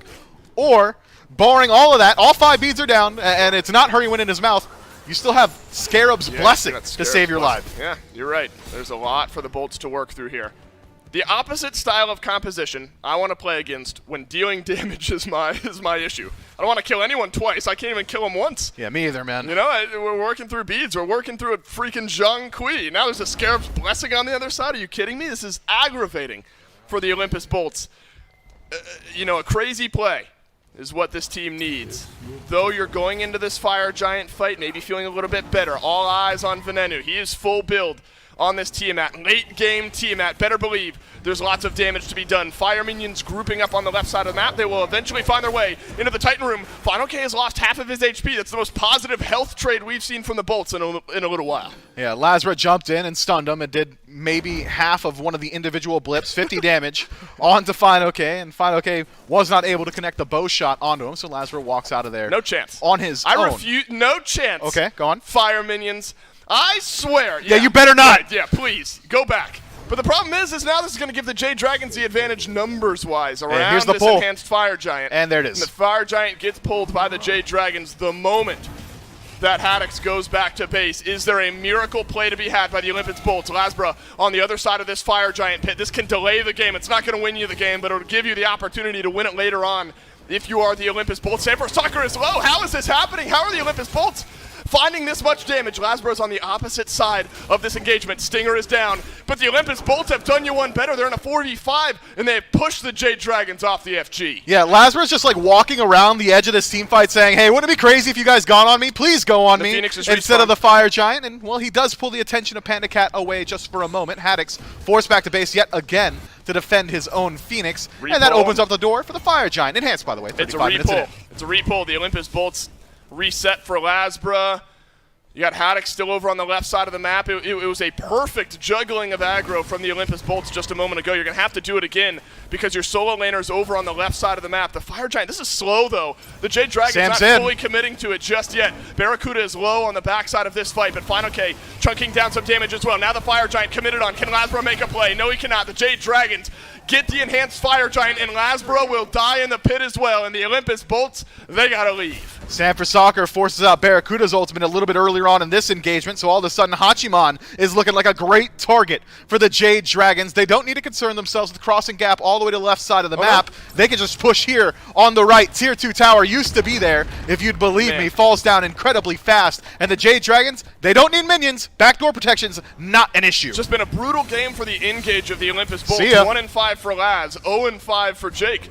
That's your engage. That's it. If you're the Olympus Bolts, and it is not, they're 1-10 combined. You can't ignore the assists across the board, but it's just not been there for the Olympus Bolts. The Jade Dragons walk in with an enhanced Fire Giant into the Olympus Bolts base. Final K soloing out Barracuda under the eye of 3 members of the Olympus Bolts. Panda Cat taking some big damage numbers here from Haddix. His bat out of hell will take a little bit down as well.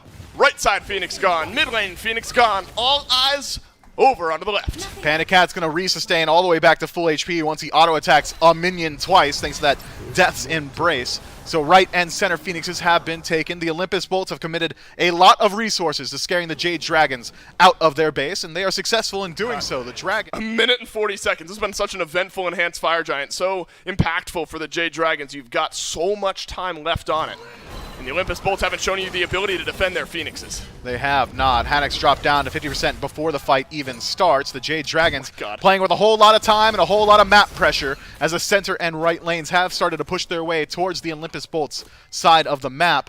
The Jade Dragons, finally regrouped as 5, should be ready to put up a defense. Seems like Lazaro wants to go defend mid, but the second he does, the Jade Dragons are going to know, and they're going to engage. Olympus Bolts have roared back in this set, but they've got to make some magic happen here towards the end. But how many times have we seen this story? Oh, okay. Soccer is deleted.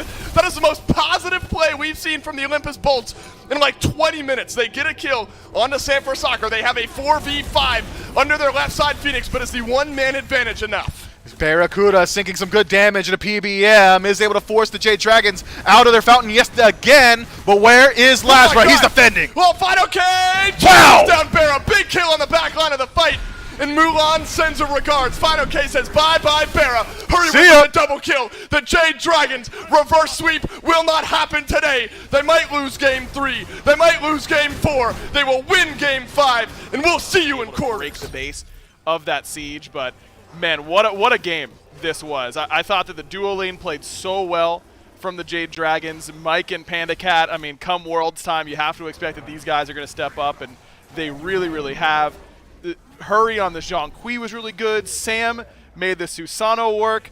I mean, Panda Cat's basically like doing the corner lean, like he's playing Rainbow Six or something like that, coming around the corner with that stinger and making it work really, really well. I felt like the front line from the Jade Dragons was able to do so much in this game. They baited out this Terra Ultimate over and over and over again. I don't think Jake really had a super impactful Earth and Fury, for the last 30 minutes of the game. They were just able to play Still around have their opportunity on Sunday, and there's a lot to be talked about there, and we'll talk about it a little bit later. Right now, we get to highlight what was that? It was a 9.0 KDA for Panda Cat. You see Heroin 7, 1, and 7 on this Zhang Kui. And, of course, Final K has a pretty decent Mulan game throughout this one as well. 2, 1, and 10. It just feels like everything finally clicked there after a rough game 3 and 4 to get things going back for them. And now they get to do exactly what the Leviathans are doing, right? They get to watch the rest of groups. They get to start prepping everything in their notebooks, looking specifically forward towards Worlds and figuring out what's going to be going on there.